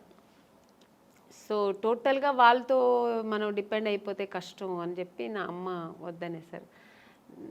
అమ్మ నేనన్నాను ఎందుకమ్మా అంటే, మళ్ళీ మనకు సినిమాలో ఆ సినిమా పోతుంది అన్నమాట. నువ్వు అవ్వాలంటే హీరోయిన్ ఎవరు మార్చలేరు, దేవుడు ఉన్నాడు, నువ్వేం భయపడకు, వద్దు అలాగంతా అనేస్తే నెక్స్ట్ జరిగింది అదే. ఆ సినిమా నాకు లేదు, నేను కరగాటక సినిమాలో లేదు, వాళ్ళు పిలవనే లేదు మళ్ళీ నన్ను. మరి ఇతను మేనేజర్ కదా, మేనేజ్ చేసి ఏం చేశారో తెలీదు. మొత్తానికి అక్కడ వాళ్ళు మళ్ళీ కనక అదే మన దేవిక గారికి డాటర్ వేశారు. సినిమా కూడా పెద్ద సక్సెస్, చాలా పెద్ద హిట్ అయింది. పైగా రామరాజ్కి అప్పుడు ఎంజీఆర్ కున్నంత ఇమేజ్ ఉండేది. ఆవిడ కూడా అమ్మాయి కూడా పెద్ద హీరోయిన్ అయింది. బట్ ఆ నెక్స్ట్ సినిమా మళ్ళీ నాకు దొరికింది ఆయనతోనే, అదే రామరాజు గారితోనే, గంగేమరన్ గారి డైరెక్షన్ లో ఆయన సెకండ్ సినిమానే నాకు దొరికింది. ఎట్లా అదేలా జరిగింది ఏమో తెలియదండి. మళ్ళీ ఎందుకంటే వీళ్ళు ఓన్లీ ఫొటోస్ చూపించారు. రవి గారు అని పెద్ద స్టిల్ ఫోటోగ్రాఫర్ అండి, రవి అని. ఆయన అసలు ఆ ఫొటోస్ చూసాను, మామూలుగా తీసినప్పుడు ఏం పెద్ద లైట్స్ 2 lights పెట్టి తీస్తాడు ఆయన, చాలా బ్యూటీగా ఉంటుంది, చాలా బాగుంటుంది అసలు, ఏదో ఒక సంథింగ్ స్పెషల్ అని. మనకు తెలుగులో సెబాస్టియన్ బ్రదర్స్ ఉండేవాళ్ళు, సేమ్ అలాగా అక్కడ ఆయన తమిళ్లో ఆయన చేసిన స్టిల్స్ అక్కడ ఫస్ట్ ఓకే అయింది. సెకండ్ నేను సెబాస్టియన్ బ్రదర్ ఆఫీస్ వాళ్ళతో ఫొటోస్ తీయాలని వెళ్తే ఆయన సెబాస్టియన్ బ్రదర్ ఊరికే వాళ్ళ ఆఫీస్ ముందు ఊరికే ఒక 2 photos తీశాడు ఆయన. ఇవేం మేకప్ లేదు, మామూలుగా నేను వెళ్ళాను, ఫొటోస్ తీస్తే ఆ ఫోటో నాకు ఇచ్చారనమాట. అది ఎవరు చూసినా అమలా గారులా ఉన్నారు, ఇలా ఉన్నారు, అలా అంటే ఒక ఆర్టిస్ట్లా ఉండేది, మేకప్ లేదు, ఏమీ లేదు, చాలా బాగుండింది, ఇంత బ్యూటీ ఉండింది. ఆ ఫొటోస్ ఎలాగో మేనేజర్ తీసుకెళ్ళి గంగేమరన్ వాళ్ళకి, మీకు తమిళ్లో ఎక్కువ కొంచెం న్యాచురల్ ఇష్టపడతారు, ఓవర్ మేకప్ మేకప్లు కూడా ఎక్కువ ఉండదు. ఆయనకు చాలా నచ్చింది ఆ ఫోటో. మళ్ళీ ఆ అమ్మాయి ఈ అమ్మాయి అనుకున్నారా లేదు ఏమి జరిగిందో, ఆ ఫోటో చూస్తే ఆయన వెంటనే పిలిచి మాట్లాడి ఆ సినిమాకు అవకాశం ఇచ్చారు హీరోయిన్గా. సో అక్కడ హీరోయిన్ అయిన తర్వాత ఇక్కడికి వచ్చారు. అవును, హీరోయిన్ చేస్తున్నాను, అది ఇంకా సగంలో ఉంది షూట్. ఆ సగం అవుతున్నప్పుడు మళ్ళీ ఇంకో సినిమా, అంటే మామూలుగా గంగేమరన్ గారి సినిమా పెద్ద బ్యానర్లో రామరాజు గారు పక్కన చేస్తున్నానప్పుడు ఒక 2-3 సినిమాలు నేను అప్పటికే బుక్ అయిపోయాను అక్కడ. సో చేస్తూ ఉన్నప్పుడు నాకు తెలుగులో ఆఫర్ వచ్చింది, ఎవరు మన ఈవి గారు. కానీ నాకు తమిళ్లో ఇంత కష్టపడి ఇంకా తెలుగు ఎంత పెద్ద ఇండస్ట్రీ అప్పట్లో. అవును, ఎప్పుడైనా పెద్ద ఇండస్ట్రీ, ఇప్పుడు అంటే నేనేమంటాను, అప్పుడు ఓన్లీ తెలుగు మాత్రమే పెద్ద ఇండస్ట్రీ. ఇప్పుడు కన్నడ, హిందీ, తమిళ్ ఇప్పుడు అన్నీ కొంచెం ఆ ఈక్వల్ వచ్చేసింది. ఇప్పుడు ఒకప్పుడు కన్నడ ఇండస్ట్రీ అంటే ఏమీ లేదు, ఇప్పుడు ఈక్వల్ టు మనకు తెలుగులా ఎక్కువ ఖర్చు పెట్టి రవిచంద్రతో ప్రారంభమైంది. అవును, అప్పుడు అలా కాదు, ఓన్లీ తెలుగు ఇండస్ట్రీ అంటేనే ఒక హిందీ తర్వాత నెక్స్ట్ మనకి తెలుగు. అలాంటి ఇండస్ట్రీలో మనకు దొరుకుతుందా, అమ్మో బాబా అది ఇంపాసిబుల్. మేము తమిళలోనే ఇంత ట్రై చేశాను, ఇంకా తెలుగులో చాలా కష్టం అనుకొని నాకు అసలు నమ్మకం లేదండి. కానీ దొరికింది. అది ఎలా జరిగిందండి? ఈవి సత్యనారాయణ గారి సినిమా. అప్పుడు ఆ టైంలో నాకు కరెక్ట్గా మా నాన్నగారు పోయారండి. ఆయన హెల్త్ ఇష్యూస్ వల్ల ఆయన పోయారు. నేను అప్పుడు తమిళ షూటింగ్లో వేరే ఎక్కడో ఉన్నాను, అవుట్డోర్లో ఉన్నా, నేను మా అమ్మగారు. మా బ్రదరు మా సిస్టర్ ఇంట్లో ఉన్నారు, వాళ్ళు ఇంకా చిన్నపిల్లలు పాపం. మా బ్రదర్ తెలిసి వాడు వెళ్ళిపోయాడు. మా సిస్టర్ని తీసుకెళ్ళాక వాడు చిన్నపిల్ల పక్కింట్లో వదిలేసి వాడు వెళ్ళాడు. నాకు కబురు చేశారు. అప్పట్లో మీకు సెల్ ఫోన్ అవన్నీ లేదు, ఏమీ లేదు. ఫోన్ ఉంది, హోటల్కి ఫోన్ ఉంది, హోటల్కి ఇన్ఫార్మ్ చేస్తున్నారు. వాళ్ళు రిసెప్షన్ వాళ్ళు చెప్పారు. ఎవరి దగ్గర చెప్పారు? ప్రొడ్యూసర్తో చెప్పారు. నేను షూట్లో ఉన్నా, నేను మా అమ్మ షూట్లో ఉన్నాము. ప్రొడ్యూసర్ ఏంటంటే అది క్లైమాక్స్ సీన్, అది ఆల్ ఆర్టిస్ట్ కాంబినేషన్. చెప్తే ఈ అమ్మ ఈరోజే వెళ్ళిపోతుంది, నెక్స్ట్ డే మనకు షూటింగ్ కష్టం అయిపోతుందని ఆయన ఏం చేశారు, చెప్పలేదు. ఏదో మీ నాన్నగారు సీరియస్ అంట అని చెప్పారంతే, పోయారని చెప్పనే లేదు మాకు. నేను సీరియస్ అంటే నాన్నగారు కొంచెం హెల్త్ ఇష్యూస్ ఉంది కదా సార్, అప్పుడు కొంచెం భయపడ్డాను. కానీ సార్ ఏమైందంటే ఫోన్ అక్కడి నుంచి ఇక్కడ బెంగళూరు చేస్తే మా నాన్నగారు ఉన్న చోటు చేస్తే కనెక్ట్ అవ్వట్లేదు. సరే అని చెప్పి నేనేం చేశాను, నెక్స్ట్ డే మళ్ళీ మా బ్రదర్ ఫోన్ చేసి కొంచెం ఏదో ప్రెషర్ ఇచ్చినప్పుడు నెక్స్ట్ డే మార్నింగ్ చెప్తున్నాడు ఆయన, ఇలా నాన్నగారు ప్రాబ్లం ఉన్నారు, పోయారు అన్నట్టుగా. ఓ ఇంకా అంతే, నేను ఇంకా నిలవలేదు, ఆగలేదు. ఈవినింగ్ ఫ్లైట్కి బయలుదేరి వచ్చాము. చెన్నై డైరెక్ట్ బెంగళూరుకి వెళ్ళలేదు, చెన్నైకి వచ్చి వెళ్దాము అని వచ్చే లోపల ఇక్కడ మా బ్రదరు వాడు ఫినిష్ చేసుకుని వచ్చేసాడు. అప్పటికి నాన్నగారు అన్ని కార్యాలు చేసుకుని ఇంటికి వచ్చి ఆడ అక్కడ వస్తున్నాడు, మేము వస్తున్నాం. నాకు అసలు తెలియదు కదా, బయలుదేరప్పుడు చెప్తున్నారు వాళ్ళు. అదే మీ సినిమా యాక్టర్స్ జీవితంలో ఇలాంటి డ్రామాటిక్ సిచ్యువేషన్స్ అది నేను ఎప్పుడు మర్చిపోలేని సిచ్యువేషన్. ఎందుకంటే వాళ్ళు ఏం అనలేదు, ఎందుకంటే వాళ్ళ సిచ్యువేషన్ ఏంటంటే నేను కొత్త అమ్మాయి, వాళ్ళు చెప్తే ఈ అమ్మాయికి వెళ్ళిపోతే ఈ అమ్మాయి కోసం పెద్ద పెద్ద ఆర్టిస్ట్ అందరూ కాంబినేషన్ మిస్ అవుతుంది, వాళ్ళ ప్రాబ్లమ్స్. అది నా ప్రాబ్లం ఏంటి, మా నాన్నగారు పోయారు, నాకు తెలియదు విషయం. ఇలా ఒక సిచ్యువేషన్ నేను అలా అప్పుడు ఎదుర్కోవాల్సి వచ్చింది. ఇంక వచ్చిన తర్వాత ఇంక ఏడుపులే, ఇంకా నేను వెళ్ళలే మళ్ళీ బెంగళూరు. ఇంకా నాన్నగారు పోయింది, నాన్నగారిని చూడలేదు, ఇంకేముందని ఏడుస్తూ కూర్చుంటే నెక్స్ట్ డేనే వచ్చారు నాకు. ఆ టైంలో వచ్చింది ఆఫర్, మేడం ఇలా నేను ఊర్లో ఉన్నప్పుడే ఫోన్ చేశారు వాళ్ళు, ఇలా ఉంది అని చెప్పి ఫోన్ చేసి హోటల్కి ఫోన్ చేసి చెప్తే వస్తామండి, ఇట్లా వచ్చిన వెంటనే నేను కలుద్దాం అన్నా. నాన్నగారు విషయం జరిగిన తర్వాత నేను టోటల్గా మర్చిపోయాను. లేదండి నేను రాలేదు, మా నాన్నగారు వెళ్ళిపోయారు, మనసు బాగాలేదు, పైగా ఇప్పుడు చాలా డల్లుగా ఉన్నాను. మామూలుగా మంచిగా వచ్చినప్పుడే నన్ను సెలెక్ట్ అవును, ఇంక ఈ టైంలో నేను సెలెక్ట్ అవుతామని మనసులో నేను అనుకుని, నేను రానండి, ఇప్పుడు బాగుండేది కూడా వస్తే, నా ఫేస్ వేరే డల్లుగా ఏడ్చి అని చెప్పా. లేదమ్మా డైరెక్టర్ గారు ఫొటోస్ చూసి చాలా, ఫొటోస్ ఎప్పుడు బాగానే ఉందంటారండి, డైరెక్ట్గా చూస్తే వద్దంటారు ఎందుకు, ఫస్ట్ మళ్ళీ తెలుగులో మంచి ఆఫర్ మళ్ళీ అక్కడ నుంచి ఫెయిల్యూర్ అయింది తెలుసా, నాకు ఇది జరిగేది ఇదే, ఎందుకు మళ్ళీ రావచ్చి వేస్ట్గా ట్రై చేయడం ఎందుకు, పైగా అంతకంటే మెయిన్ మా నాన్నగారు పోయారు. నాకు ఆ టైంలో అవేమి నాకు గుర్తు వెళ్ళాలి పోవాలని. మా అమ్మ ఏం చెప్పారంటే, నువ్వు వెళ్ళమ్మా, ఎందుకు పిలుస్తున్నారు, నాన్నగారు బ్లెస్సింగ్స్ ఉంటుంది, సినిమా దొరుకుతుంది, ఏం అలా అనుకోకు, వెళ్ళు నువ్వు డ్రెస్ అవ్వు అని చెప్తే అప్పటికప్పుడు వెళ్ళి డ్రెస్ అప్ అయ్యి వెళ్ళాను. బట్ డైరెక్టర్ గారు ఈవీ గారికి చెప్పారు, ఇలా నాన్నగారు పోయారు, అమ్మాయి పాప చాలా ఇబ్బందిలో ఉంది, డిప్రెషన్లో ఉందంటే వచ్చిన తర్వాత చూసారు. ఆయనకు కూడా ఒక చిన్న షాక్ వచ్చింది, ఈ అమ్మాయి అన్నట్టుగా చూసి, ఎందుకంటే ఫొటోస్లో ఇంత అంటే చిన్న మేకప్ అవి ఉంటాయి కదా ఫోటోల్లో, బాగా మేకప్, ఇప్పుడు రెగ్యులర్ మేకప్ ఉంటుంది కదా సార్, డిఫరెంట్ కాస్ట్యూమ్స్ వేసుకొని ఉంటాం, ఒక్కొక్క కాస్ట్యూమ్స్లో ఒక్కొక్క అందం ఉంటుంది. మనం మామూలుగా ఒక డ్రెస్ వేసుకుని వెళ్ళాను, పైగా మా నాన్నగారు పోయారు, నాకు పెద్ద లిప్స్టిక్ కూడా వేసుకోలే, నేను ఒక ఏదో విరక్తిలాగా వెళ్ళాను. నేను ఏముంది నాన్నగారే పోయారు అన్నట్టుగా ఆ టైంలో వెళ్తే డైరెక్టర్ గారు ఏం చేస్తారు, సరే మనం ఒక వీడియో టెస్ట్ చేసేద్దామని ఇమీడియట్గా అప్పటికప్పుడే ఒక మేకప్ వేసి టెస్ట్ చేశారు. అప్పట్లో వీడియో టెస్ట్ చేశారు, ఆడిషన్ చేశారు ఆయన. అప్పుడు 100% ఓకే, ఇమీడియట్గా అడ్వాన్స్ ఇచ్చి.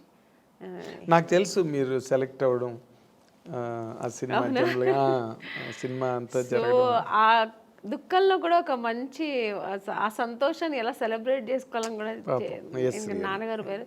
బట్ నిజంగానే ఆయన ఆశీస్సులు, ఆయన బ్లెస్సింగ్స్, దేవుడు బ్లెస్సింగ్స్, ఆ సినిమా దొరికింది నాకు. సినిమా అది కూడా మంచి హిట్ అయింది కూడా. అక్కడి నుంచి నా లైఫ్ ఇంకా తమిళ్కి మెల్లిగా తమిళ్ దూరం ఇంకా నేను అయిపోయారు. ఆ దూరం అయిపోయాను, ఇంకా అటు చూడలేదండి. ఇంకా ఫుల్ నా తెలుగు ఇండస్ట్రీలో స్థిరపడడం, ఇంకా తెలుగు ప్రేక్షకులతో నేను దగ్గర అవ్వడం, మంచి మంచి సినిమాలు చేయడం. జమ్మలక్కడి పంపు తర్వాత ఇమ్మీడియట్గా మీకు ఆఫర్లు అవి ఇలాగ వచ్చాయండి? చేస్తున్నప్పుడే రేపటి రౌడీని ఒక సినిమా చేశాను. ఆ, తమిళ్లో రెహమాన్ అని ఒక హీరో ఉంటారు, ఆయన అవును, పక్కన రఘు లక్ష్మి గారు దాంట్లో లీడ్ రోల్ చేశారు. నాకు అత్తగారు రోల్, అలా మంచి క్యారెక్టర్, అందులో కూడా హీరోయిన్ రోల్. సో ఆ సినిమా చేసిన ఈ సినిమా రిలీజ్ అయిన తర్వాత ఆ సినిమా రిలీజ్ అయింది, బట్ యావరేజ్ పోయింది. తర్వాత మిస్టర్ పెళ్ళాం ఇలాగా, ఇంకా అక్కడి నుంచి మొత్తం మిస్టర్ పెళ్ళాం రిలీజ్ అయిన తర్వాత అవార్డు వచ్చింది అనుకోకుండా. ఒక మంచి అంటే ఆర్టిస్ట్ చాలా పెద్ద హీరోయిన్ అయిపోయారు మీరు మిస్టర్ పెళ్ళం తర్వాత. మిస్టర్ పెళ్ళాం తర్వాత. ఎందుకంటే ఆ సినిమా హిట్ అవడం, రాజేంద్ర ప్రసాద్ గారి కాంబినేషన్, అవతల బాపు గారు డైరెక్టర్. సో అక్కడి నుంచి నాకు నా లైఫ్ కెరియర్ టోటల్గా నేను అనుకున్నది అలా జరిగిందనమాట. అదే నాన్నగారే చూడలేకపోయాను. ఆ టైంలో మా నాన్నగారు నేను హీరోయిన్ అవ్వాలని నాన్నగారు వద్దన్నారు. తర్వాత నాన్నగారు లేదు, నువ్వు చేస్తావు, నీకు ఆ కెపాసిటీ ఉంది, ఎందుకు నీకు ఇంట్రెస్ట్ ఉంది అని నాన్నగారు అప్రోచ్ చేసినప్పుడేమో నాన్నగారు లేరు చూడ్డానికి. అదన్నీ కొంచెం ఆ టైంలో బాధ అనిపించింది. తర్వాత ఇంకా బాధపడడానికి కూడా టైం లేదు, ఇంకా ఆలోచనలే. ఆయన బ్లెస్సింగ్స్ అలాగే, దేవుడి బ్లెస్సింగ్స్తో నేను అలా ట్రావెల్ అయ్యాను.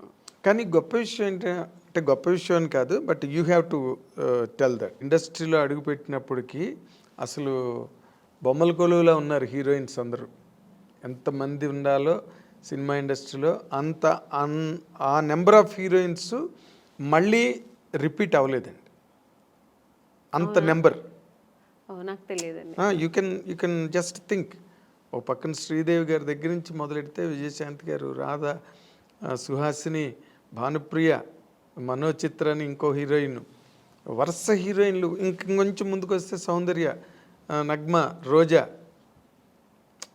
కనక అవతల తమిళ్లో. ఇలాగా ఒక మినిమం ఒక 25 మంది హీరోయిన్స్ బెంగళూరు నుంచి కానీ, తమిళ్, తెలుగు. అది ఆ టైంలో అసలు మీకు అవకాశాలు రావడం అన్నది మీకు ఎలాగా అసలు జరిగిందండి? అది మిరాకల్ అని చెప్పాలా? మిరాకల్ కాదండి, అది దేవుడు బ్లెస్సింగ్స్. ఎందుకంటే నేను ఎక్కువ దేవుడు నమ్ముతాను. జాతకాలు కూడా నమ్ముతారు? లేదండి, జాతకాలంతా నేను నమ్మను. నాకు ఒక్కటే దేవుడు లేకుండా ఏమీ జరగదు, ఆయన అనుకుంటేనే అన్ని జరుగుతుంది అని ఒక నమ్మకం ఎక్కువ, భగవంతుడి మీద ఎక్కువ నమ్మకం. అలాగే నాన్నగారు బ్లెస్సింగ్స్ నా మీద ఎక్కువ ఉంటుంది ఎప్పుడు. ఎందుకంటే నేను ఎక్కువ నాన్న అంటే చాలా ఇష్టం నాకు. ఆడపిల్లలకి సాధారణంగా తండ్రి ఎందుకంటే అమ్మ మీద ప్రేమ లేదని కాదు, ఎక్కువ ఆ నాన్నగారితో గారాభంగా ఉండేదాన్ని. సో అందుకని ఫస్ట్ హీరో నాన్నే కదా ఆడపిల్ల. అందుకని ఇప్పుడు మా నాన్నగారికి ఇంట్లో ఉన్నప్పుడు ఆయనకి దీపం పెట్టకుండా ఉన్నాను, రోజు ఆయనకి దీపం పెడతాను. దేవుడికి అంతే, ఆయన ప్రార్థన లేకుండా ఒక్కరోజు కూడా ఉండదు. పూజ ఒకవేళ చేయకపోయినా దేవుని తలుచుకోకుండా ఒక్కరోజు కూడా ఉన్నాను. సో ఆ దేవుడు బ్లెస్సింగ్స్ నాకు ఎక్కువ అని నేను అనుకుంటున్నా, నా నమ్మకం అది. మీ టాలెంట్ కాదు, సెకండ్ అది. ఇప్పుడు నాలాగా టాలెంట్ ఎంతమందికి లేదండి. ఎవరు వచ్చేప్పుడు టాలెంట్తోనే వస్తారు. చాలా టాలెంట్ చేసుకుని నేను చెయ్యాలి, బాగా చేయాలి అని ఒక అంబిషన్తో వస్తారు. అందరూ సక్సెస్ అవ్వరు కదా. అవును, అది కరెక్ట్. డెస్టినీ అన్నది ఒకటి ఉంటుంది. అది సక్సెస్ అవ్వాలంటే దేవుడి బ్లెస్సింగ్స్ లేకపోతే ఇంపాసిబుల్ అని నా నమ్మకం. నేను అందరినీ అనట్లేదు, నా నమ్మకం అయితే అది. అదేలేండి. అయితే ఇప్పుడు మీరు జరగదేమో అనేది కూడా జరిగిపోతుంది అనేది దేవుడిని ప్రార్థిస్తే జరుగుతుంది అనే నమ్మకం నాకు. ఒక నమ్మకం మీకు, ఒక నమ్మకం. అయితే ఇప్పుడు మీరు ఇందాక చెప్పినట్టుగా ఇంతమంది హీరోయిన్లు, పెద్ద సర్కిల్ ఆఫ్ హీరోయిన్స్ మధ్యలో ఆమని గారు కెరీర్ స్టార్ట్ అయినప్పుడు కానీ మీరు చెప్పినప్పుడు మీనా, రోజా గారు, అవును, రమ్యకృష్ణ గారు, సౌందర్య వీళ్ళందరూ మీరు చూస్తే ఎంత పెద్ద పెద్ద హీరోయిన్స్ మధ్యలో నేను కూడా ఉన్నానంటే అది ఓన్లీ నా టాలెంట్ ఒకటే కాదు, దేవుడు బ్లెస్సింగ్స్ కూడా నేను కూడా అంటే ఏంటి అసలు వాళ్ళకి వచ్చిన కన్నా మంచి మాస్టర్ పీస్ ఇట్లు మీకు వచ్చాయి. అదే అదే ఒక మిస్టర్ పెళ్ళం కానీ ఒక శుభలగ్నం అంటే మంచి క్యారెక్టర్స్ చేశాను నేను. స్టార్డమ్ అనేది పక్కన పెడితే పెద్ద పెద్ద స్టార్స్ నేను చేయకపోయి ఉండొచ్చు, బట్ మంచి మంచి డైరెక్టర్స్, పెద్ద పెద్ద స్టార్ డైరెక్టర్స్తో చేశాను. అవును. అంటే బాపు గారు పేరు చెప్తేనే తెలియని ఎవరు అసలు బాపు గారి సినిమానా. పైగా ఆయన సినిమాల్లో హీరోయిన్స్ బాగా అవును ఫ్రేముల్లాగా గీసి మరి అందంగా చూపిస్తారు, అందరు లేని వాళ్ళు కూడా అందంగా చూపిస్తారు ఆయన, అది ఆయన అన్నమాట. అలాగే కె విశ్వనాథ గారు, కె రాఘవేంద్రరావు గారు, దాసనారాయణరావు గారు, కృష్ణారెడ్డి గారు, ఇలాంటి వాళ్ళు డైరెక్టర్స్ అంతా చేసే అవకాశం, మంచి మంచి క్యారెక్టర్స్ చేసే క్యారెక్టర్లు మంచి పడినాయి. అది నా గాడ్ గ్రేస్. అదే ఇందాక ఇప్పుడు మీరు ఇంతమంది హీరోయిన్ లిస్ట్లో మీకు బాగా క్లోజ్ ఫ్రెండ్స్ అని చెప్పుకునే వాళ్ళు ఎవరండి? నాకు ఎందుకంటే మీకు ఆ ఫ్రెండ్షిప్ అన్న యాంగిల్ చాలా తక్కువ. అవునండి, నేను ఎక్కువ ఫ్రెండ్స్ ఎక్కువ మెయింటైన్ కాదు, నేను ఎవరితో ఎక్కువ మాట్లాడను కాబట్టి మూవ్ అవ్వను. సో అందుకని నేను ఎక్కువ అలా మూవ్ అయ్యి మాట్లాడే ఒక హీరోయిన్ సౌందర్య గారు. ఎందుకంటే అది ఎలా కనెక్ట్ అయ్యానంటే, అమ్మాయి బెంగళూరు, నేను బెంగళూరు, సో కన్నడ ఇద్దరు బెంగళూరు బాలికలు. తర్వాత ఆ టైంలో మేము దగ్గర 3-4-5 పిక్చర్స్ కలిసి చేసాం మేము. సో చేసినప్పుడు అన్న చెల్లెలు, అమ్మ దొంగ, ఇలా చేసామన్నమాట. అది చేసినప్పుడు మేమిద్దరు ఆల్మోస్ట్ మా కాంబినేషన్ ఉండేది, ఇద్దరు పక్కన పక్కన కూర్చొని, ఆ అమ్మాయి కూడా ఒక కిడ్ లాగే, ఇంకా వేరే ఏం ఉండదు ఆలోచన. మా కన్నడ సినిమా సాంగ్స్ పాడుకుని, ఆ కన్నడ మాట్లాడడం అనేది అమ్మాయికి నా మీద ఎక్కువ ప్రేమ వచ్చేసింది, నాకు ఆ అమ్మాయి మీద ప్రేమ వచ్చింది, కన్నడ సాంగ్స్ మాట్లాడడం, ఇలా కనెక్ట్ అయ్యాం అనమాట. అయ్యి అలాగా తన పర్సనల్స్ నాకు చెప్పుకోవడం, నా పర్సనల్స్ అమ్మాయికి చెప్పుకోవడం. ఆఫ్టర్ నేను మ్యారేజ్ చేసుకున్న తర్వాత వాళ్ళ అమ్మగారు ఫోన్ చేసి, ఎలా ఉన్నావు అమ్మని, ఇంత బిజీగా ఉన్నావు, ఎలా ఇంట్లో కూర్చున్నావు అనేవారు. ఆ అమ్మాయి కూడా నన్ను షూటింగ్ స్పాట్కి రమ్మని పిలిచేది. తన ఓన్ సినిమా తీశారు వాళ్ళ బ్యానర్లో. అవును. అప్పుడు ఇక్కడ బ్రదర్ అమరు, అవును, రామని నాకు బోర్ కొడుతుంది, ఒంటరిగా ఉన్నాను అని, ఎక్కడో మైసూరు దగ్గర సోమనాథ్పూర్ అని షూటింగ్లో నేను వెళ్ళలేకపోయాను, వస్తానని చెప్పాను. సో అలా చాలా దగ్గర ఉండింది. ఆఫ్టర్ మ్యారేజ్ తర్వాత కూడా నేను ఫ్రెండ్షిప్ కంటిన్యూ అయిందంటే ఒక సౌందర్య. తన నాన్నగారు పోయినప్పుడు కూడా నాకు ఫోన్ చేసి ఓన్లీ ఏడ్ చేసి, నువ్వు ఇప్పుడు రా, నేను కలవాలి, నీతో మాట్లాడాలి నేను అంటే. టైం అప్పుడు 10 o'clock అయిపోయింది, నేను షూట్ చేసుకుని వచ్చాను హైదరాబాద్లోనే. తను ప్రశాంత్ కుటీర్లో ఉంది, నేను హోటల్లో ఉన్నాను. నేను కూడా ఏదో హోటల్లో ఉన్నాను. చెప్పేదాన్ని వెంటనే కారు వేసుకుని వచ్చాను అనమాట ప్రశాంత్ కుటీర్. వస్తే కూర్చొని, ఎందుకంటే అమ్మాయి సెంటిమెంట్గా ప్రశాంత్ కుటీర్ చాలా ఎంత పెద్ద హీరోయిన్ ప్రశాంత్ కుటీర్లో ఉండేది. మేమందరూ కూడా ఒక స్టేజ్ వచ్చిన తర్వాత హోటల్స్ మారాము, అమ్మాయికి అసలు మారలేదు, ఆ రూమ్ మారలేదు, ఆ ప్రశాంత్ కుటీర్ని వదలలేదు. అంతా వెజిటేరియన్ ఫుడ్. అవును, ప్రశాంత్ కుటీర్ బాగుంటుంది, అది ఒక ఈ హోమ్లీగా ఇల్లు అట్మాస్ఫియర్ ఉంటుంది. సో అక్కడ వెళ్తే అసలు నన్ను హగ్ చేసుకుని బోర్ ఏడ్చేసింది, చిన్నపిల్లలాగా ఏడ్చి. మా 4 పిల్లర్స్లో ఒక పిల్లర్ వెళ్ళిపోయారు నాన్నగారు, నేను అమ్మ ముగ్గురే ఉన్నాము అమ్మని అని ఏడ్చి. అన్నాను, ఏదున్నా ధైర్యంగా ఫేస్ చేయాలి, నువ్వు ఏడవ, నేను తనకు ధైర్యం చెప్పింది, నేను ఈక్వల్ అమ్మాయిలాగే. కానీ ఆ టైంలో అలా ఒకరికొకరు ఆద్దరు చెప్పుకొని అంత క్లోజ్ ఉండేది అన్నమాట అమ్మాయి. కానీ మరి అమ్మాయి పోయింది అలాగా, అప్పుడు అసలు నేను షూట్లో ఉన్నానండి, అప్పుడు కూడా ఆ టైంలో షూట్లో ఉన్నాను. నేను చెప్తే నేను నమ్మలేదు, సౌందర్యాన్ని వేరే ఎవరైనా చెప్తున్నారేమో, సౌందర్య ఎలా పోతుంది, నేను ఎందుకు పోతుంది అన్నాను. అసలు నమ్మలేదు నేను. అసలు ఇలా కెమెరా పెట్టి ఇలా సౌందర్య గారు పోయారంటే ఇంక నేను, నాకు పక్కన మనుషులు ఉన్నారని ఏడ్చేసానండి. ఎవరి దగ్గర ఉందో ఆ క్లిప్పింగ్స్ తెలియదు, కానీ చూసారంటే చాలా ఘోరంగా ఉంటుంది. చిన్న పిల్లలాగా ఏడ్చేసాను నేను, నాకు మాటలు రావట్లేదు, నాకు ఒక షాక్ లాగా అయిందనమాట. ఆ అమ్మాయి పోవడం ఏంటి అసలు. ఆ తర్వాత అసలు నేను దేవుడి దగ్గర నిజంగా ఇది ట్రూ అండి, నేనైతే దేవుడి దగ్గర ఒక్కటే వేడుకున్నా, నన్ను తీసుకెళ్ళొచ్చు కదా అమ్మాయిని ఉంచేసి అనిపించింది ఆ టైంలో, అలా ఏడ్చేసాను నేను. సో చాలా మంచి అమ్మాయి కూడా అమ్మాయి, ఒక చాలా మంచి అమ్మాయి. మంచి అమ్మాయి, పర్సనల్గా అన్ని విషయాల్లో చాలా మంచి అమ్మాయి. ఆ టైంలో అలా ఫీల్ అయ్యాను అనమాట. ఇప్పుడు ఆ అమ్మాయిని తలుచుకున్న రోజు ఉండదు నాకు. ఎప్పుడైనా సినిమాలు వస్తే తన సినిమాలు చూస్తుంటే ఏడుపు వచ్చేస్తుంటుంది.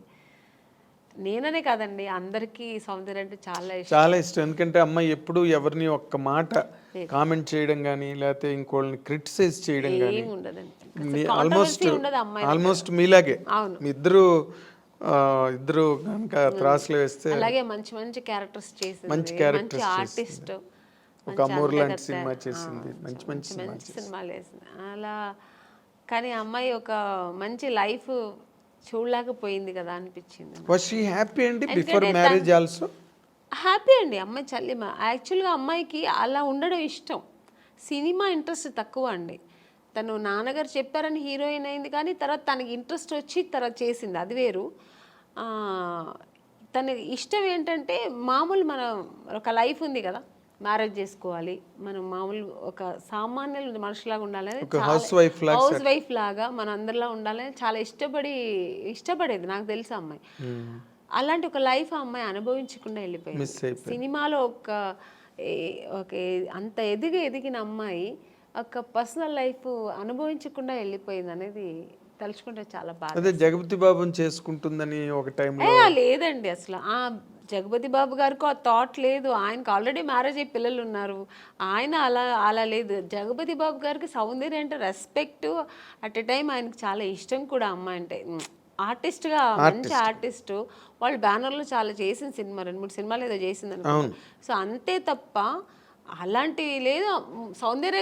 సౌందర్యకైతే అసలు ఆ థాటే లేదండి, అస్సలు లేదు. మీకు ఆ థాట్ ఉంటే ఆ అమ్మాయి, ఎందుకంటే వాళ్ళ అన్నగారు చెప్పిన అమ్మాయి అబ్బాయిని పెళ్లి చేసుకుంటుంది. వాళ్ళ అన్నగారు చెప్పారని ఆ అమ్మాయి చేసుకుంది. వాళ్ళ అన్నగారు చెప్పి ఏ మాట, నాన్నగారు ఉన్నంత వరకు నాన్నగారు మాట వినేది. చిన్నపిల్లలాగే అండి వాళ్ళ ఇంట్లో. నెక్స్ట్ అమ్మకి కూతురులాగే ఉండేది తప్ప చెల్లెలాగా ఉండేది కాదు. అమ్మరు ఏం చెప్తే అది వినేది.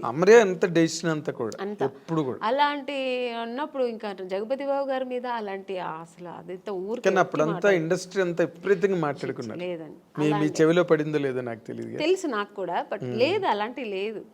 ఆ అమ్మాయికి లేదు, జగపతి బాబు గారికి కూడా లేదు అలాంటి. ఆయన అసలు అందరితో బాగా క్లోజ్ గా మాట్లాడతారు, అలాగే ఆ అమ్మాయితో కూడా ఉండేవారు అనమాట. కాకపోతే అంటే ఎక్కువ సినిమాలు కలిసి చేశారు, అందుకని అలా వచ్చింది అది. వాళ్ళిద్దరూ కొంచెం ఒక 4-5 సినిమాలు కలిసి చేశారు ఆ టైంలో. అవును. తర్వాత ఇప్పుడు క్వైట్ కాంట్రాస్ట్ రోజా గారు. అవును, మామూలు ఆటం బాంబు. నిజంగా గర్వంగా ఉందండి, ఎందుకంటే మా ఇండస్ట్రీలో ఒక హీరోయిన్ ఒక పొలిటీషియన్లో వెళ్ళి అలా గట్స్గా మాట్లాడడం నిజంగా కదా. పాలిటిక్స్ లోకి రమ్మని ఎప్పుడు అడగలేదు ఆవిడ మిమ్మల్ని? నన్ను లేదండి. అంటే రోజా గారు నాకు బాగా క్లోజే, అంటే సౌందర్య ఫ్రెండ్షిప్ వేరు.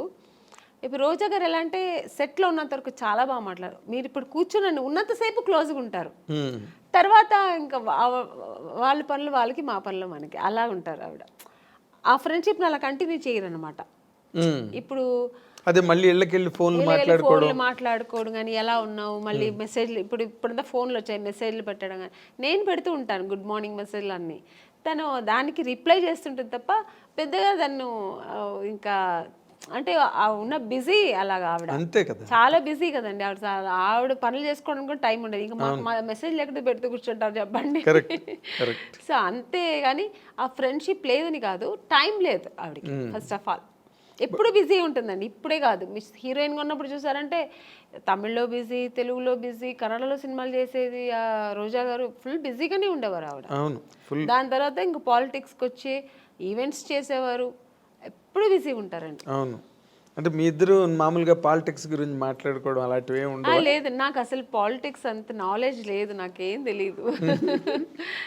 ఊరికే చూస్తుంటాను అంతే. ఎవరు రోజా గారు అలా మాట్లాడుతున్నప్పుడు మీరు విని ఏంటి అలా మాట్లాడుతున్నావు ఏంటి అండం గట్టి అంటే అలా మాట్లాడాలేమో మరి, అది నాకు తెలీదు మరి. అంటే పాలిటిక్స్కి వెళ్తే అలా ఉండాలేమో, ఫైర్ బ్రాండ్ అలా లేకపోతే ఇంకా అదే ఇప్పుడు మన సినిమాలో మనం నటించడం ఎలాగో అలాగా అలా మాట్లాడడం అదొక నటన. ఎగ్జాక్ట్లీ, అదొక పాత్ర పోషణ. నటన అనడం కన్నా అదొక క్యారెక్టర్, దాన్ని పోషించాలి అక్కడ. అయితే మీ కెరీర్లో ఫస్ట్ ఇన్నింగ్స్ అంతా బాగా సక్సెస్ఫుల్గా ఉన్నారు, సెకండ్ ఇన్నింగ్స్లో కూడా కంఫర్టబుల్గా ఉన్నారు. మీకంటూ అసంతృప్తులు ఏం లేవండి కెరీర్లో ఇన్ జనరల్గా? అంటే మనిషి అన్న వాళ్ళకి మనం ఎంత సక్సెస్ఫుల్గా ఉన్న కెరీర్లో కొన్ని ఎక్కడో తెలియని పాయింట్లో కొన్ని డిసాటిస్ఫాక్షన్స్ అలా మిగిలిపోతాయి. అలాంటివి ఏమైనా ఉన్నాయా? లేదు, ఐఎమ్ హ్యాపీ అండ్ కంప్లీట్లీ. నేను హీరోయిన్ అవ్వాలనుకున్నా, అయ్యాను. నేను అనుకోకున్న పాత్రలన్నీ నేను చేశాను. ఇప్పటికీ శుభలగ్నం అంటే శుభలగ్నం, మావి చిగురు, శుభ సంకల్పం, మిస్టర్ పెళ్ళాం, ఇలాంటి సినిమాలన్నీ చేస్తానని నేను ఎప్పుడు లైఫ్లో అనుకోలే. మామూలుగా హీరోయిన్స్ అంటే ఏంటి, 4 సాంగ్స్ ఉంటాయి హీరో పక్కన, రెయిన్ సాంగ్ ఒకటి ఉంటుంది, స్విమ్ సూట్ ఒకటి ఉంటుంది, సీషోర్ సాంగ్ ఒకటి ఉంటుంది, మళ్ళీ ఏదో రొమాన్స్ ఉంటుంది, ఇలాగే అనుకుంటాం కదా. అలా కాకుండా ఇప్పటికీ ఇప్పుడున్న జనరేషన్ కూడా, మేడం మీరు ఆ సినిమా చేశారు కదా, చాలా బాగుంటుంది మేడం, మొగుడు నమ్మేస్తారు కదా, శుభలగ్నం మేడం, క్లాసిక్స్ కదా అవి, క్లాసిక్స్, మిస్టర్ పెళ్ళాం, ఇలాంటి సినిమాలు కమల్ హాసన్ గారు చేశారు కదండి. మొన్న ఎప్పుడు చెన్నైలో షాపింగ్ వెళ్ళానండి. ఆ షాపింగ్ ఓనర్ వచ్చి తెలుగు ఆయన.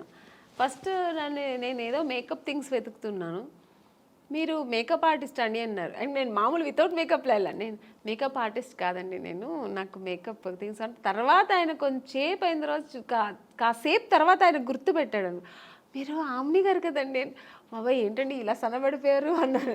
సన్నగా ఉంటేనే అండి మళ్ళీ ఛాన్స్ దొరుకుతాయి, లేదంటే దొరకదు, లావ్ అయిపోతే ఎలాగా అన్నాను. అప్పుడు అన్నారు, మేడం మీరు అసలు మిస్టర్ పెళ్ళాం ఏం యాక్టింగ్ అండి అంటే, కొంతమందికి మిస్టర్ పెళ్ళాం నచ్చుతుంది, కొంతమందికి శుభలగ్నం నచ్చుతుంది. అలా డిఫరెంట్ రోల్స్ నేను చేసే అవకాశాలు నాకు. సో ఎక్కడ అసంతృప్తి అన్నది ఎక్కడ లేదు. ఇక్కడ అంటే అసంతృప్తి అంటే అది చేద్దాం అనుకుని నేను చేయలేపాను, లేకపోతే ఒకరితో చేద్దాం అనుకుని ఆ కాంబినేషన్ ఇప్పటికీ ఉందండి అది అసంతృప్తి. ఇప్పుడు మన శ్రీదేవి గారు చేశారు దాన్ని, మీండం కోకిల, అది వసంత కోకిల, ఆ క్యారెక్టర్ నాకు చేయాలని ఉంది, మిగిలిపోయింది కదా.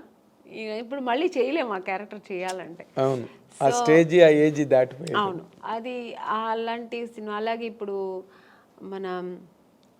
ఇప్పుడు రీసెంట్గా మనం బాహుబలిలో మన రమ్యకృష్ణ గారు అసలు ఎక్సలెంట్ క్యారెక్టర్ కదా అది. సో అలాంటి క్యారెక్టర్లతో దొరికితే నేను చేయాలి అనిపిస్తుంటుంది. ఆర్టిస్ట్కి ఎప్పుడు అసంతృప్తి, తృప్తి అనేది ఉండదు. ఈ క్యారెక్టర్ నేను చేయాలి, ఆ క్యారెక్టర్ నేను చేయాలి, అన్నీ నేనే చేయాలి, అది కామన్ గా ఉండేది తప్ప.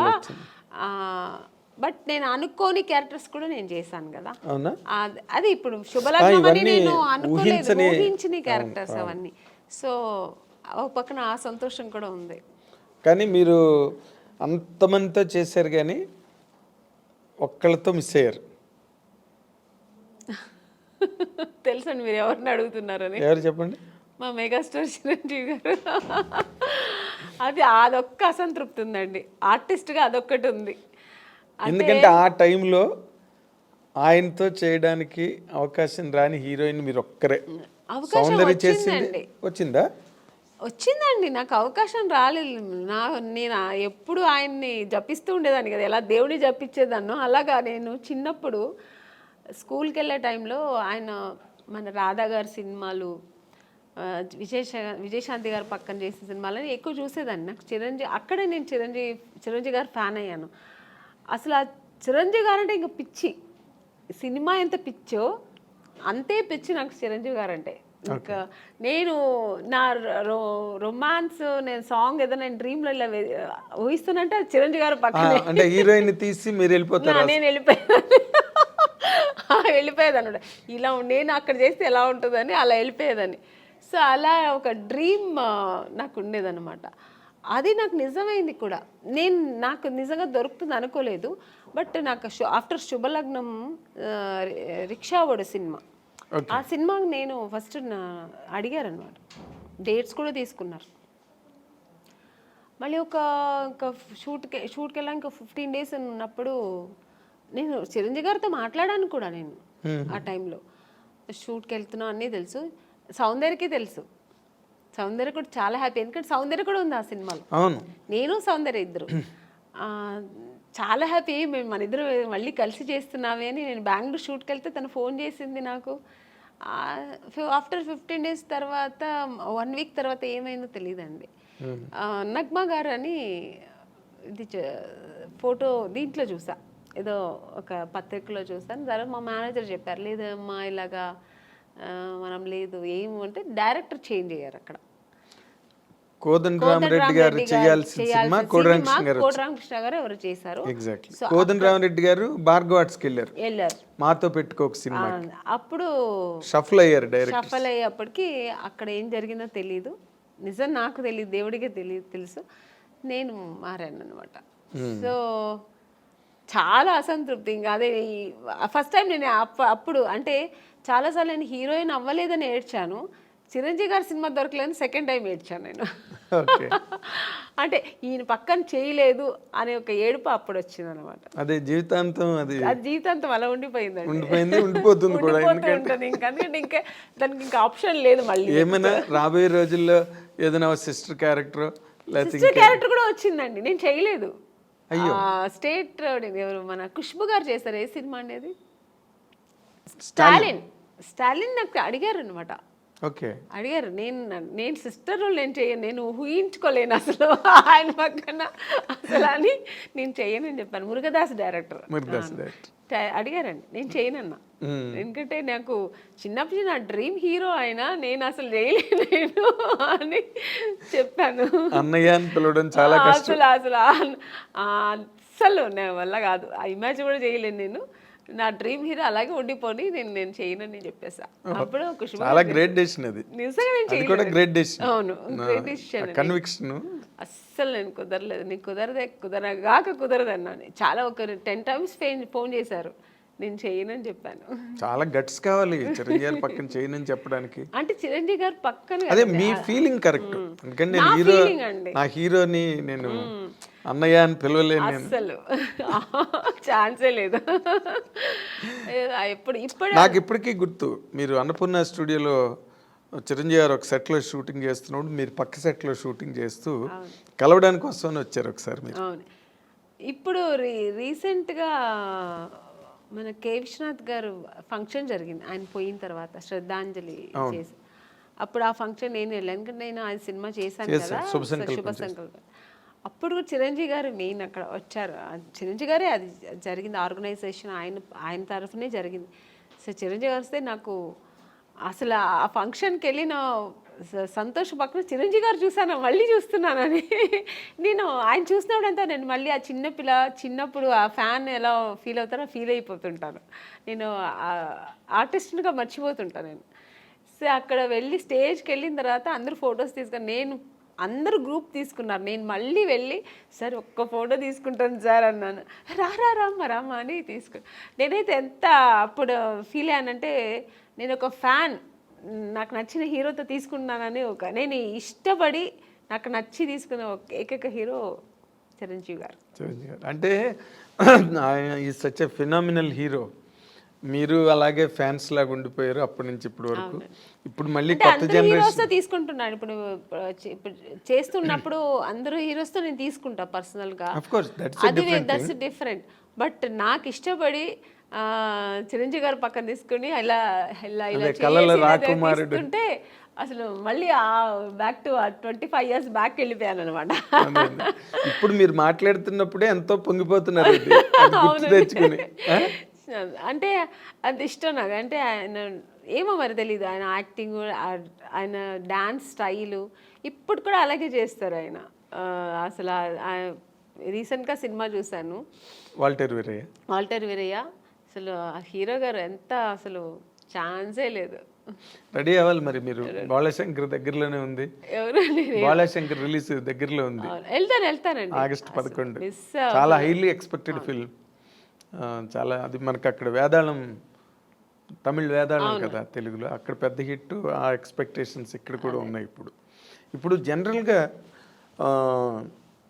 అంటే మీరు ఎప్పుడు క్లాసిక్ క్యారెక్టర్స్ ఇంపార్టెంట్ రోల్సే చేశారు, గ్లామర్ వైపు అసలు ఎప్పుడు పోలేదు మీరు. రమ్యకృష్ణ గారు చేశారు, కొంతలో కొంత సౌందర్యం కూడా చేసింది. మీరు అస్సలు అటు పక్కకే పోలే. పోలేదంటే నాకు స్టార్టింగ్ నుంచి ఇప్పుడు జంబలకడి పంలో మాస్ క్యారెక్టర్ అండి నేను చేశాను. తర్వాత ఏంటో ఆఫ్టర్ ఇమ్మీడియట్గా నాకు మిస్టర్ పెళ్ళాన్ దొరికింది. మిస్టర్ పెళ్ళాన్ తర్వాత చూసారంటే ఇంకా టోటల్గా హోమ్లీ క్యారెక్టర్స్ దొరికింది నాకు. ఒకవేళ నేను ఆ ఫేస్ నా బాడీ స్ట్రక్చర్ సెట్ అవుతుందేమో కానీ అందరూ ఆమెని అంటే ఇలా ఉంటేనే బాగుంటుంది, శారీ కట్టుకుంటేనే అందంగా ఉంటుందని. సో నాకు అలా బ్రాండ్ వేస్తారనమాట. అప్పట్లో జయసుధ్ గారికి ఉండేది అది. జయసుధ గారికి ఎలా ఉంటుంది, ఆవిడెప్పుడు మాస్ అంటే అడవిరాముడు అవన్నీ చేశారు కానీ క్యారెక్టర్ చేశారు. బట్ సహజ నటి అని ఒక ముద్ర వేసి ఆవిడని అలా పక్కన పెట్టారు. అవును, ఎంత బిజీగా ఉన్నా ఆవిడ అవే కైండ్ ఆఫ్ క్యారెక్టర్స్ చేసుకుంటూ వెళ్ళారు ఇప్పటి వరకును. బేసిక్గానండి ఈ మధ్య రోజుల్లో అంటే మీ టైంలో లేదు, ఏముందో బయటకు తెలియదు. బట్ ఈ రోజుల్లో ఈ కాస్టింగ్ కోచ్ అని మీరు ఒక సీనియర్ యాక్ట్రెస్గా, ఒక సక్సెస్ఫుల్ హీరోయిన్గా, ఒక డిగ్నిటీ అవన్నీ నిలబెట్టుకుని ఇన్నాళ్ళు ఇండస్ట్రీలో కంటిన్యూ అయిన ఒక స్టార్గా ఈ ఈ డెవలప్మెంట్స్ చూస్తున్నప్పుడు మీకు ఏమనిపిస్తుందండి? అంటే ఈ ప్రజెంట్ హీరోయిన్స్ ఫేస్ చేసే ఇష్యూస్ కానీ, లేకపోతే ఇండస్ట్రీలో వచ్చిన మార్పులు కానీ. అంటే హీరోయిన్ ఇప్పుడు ఫేస్ చేస్తున్న ఇది సావిత్రి గారి టైంలో నుంచి ఉందండి.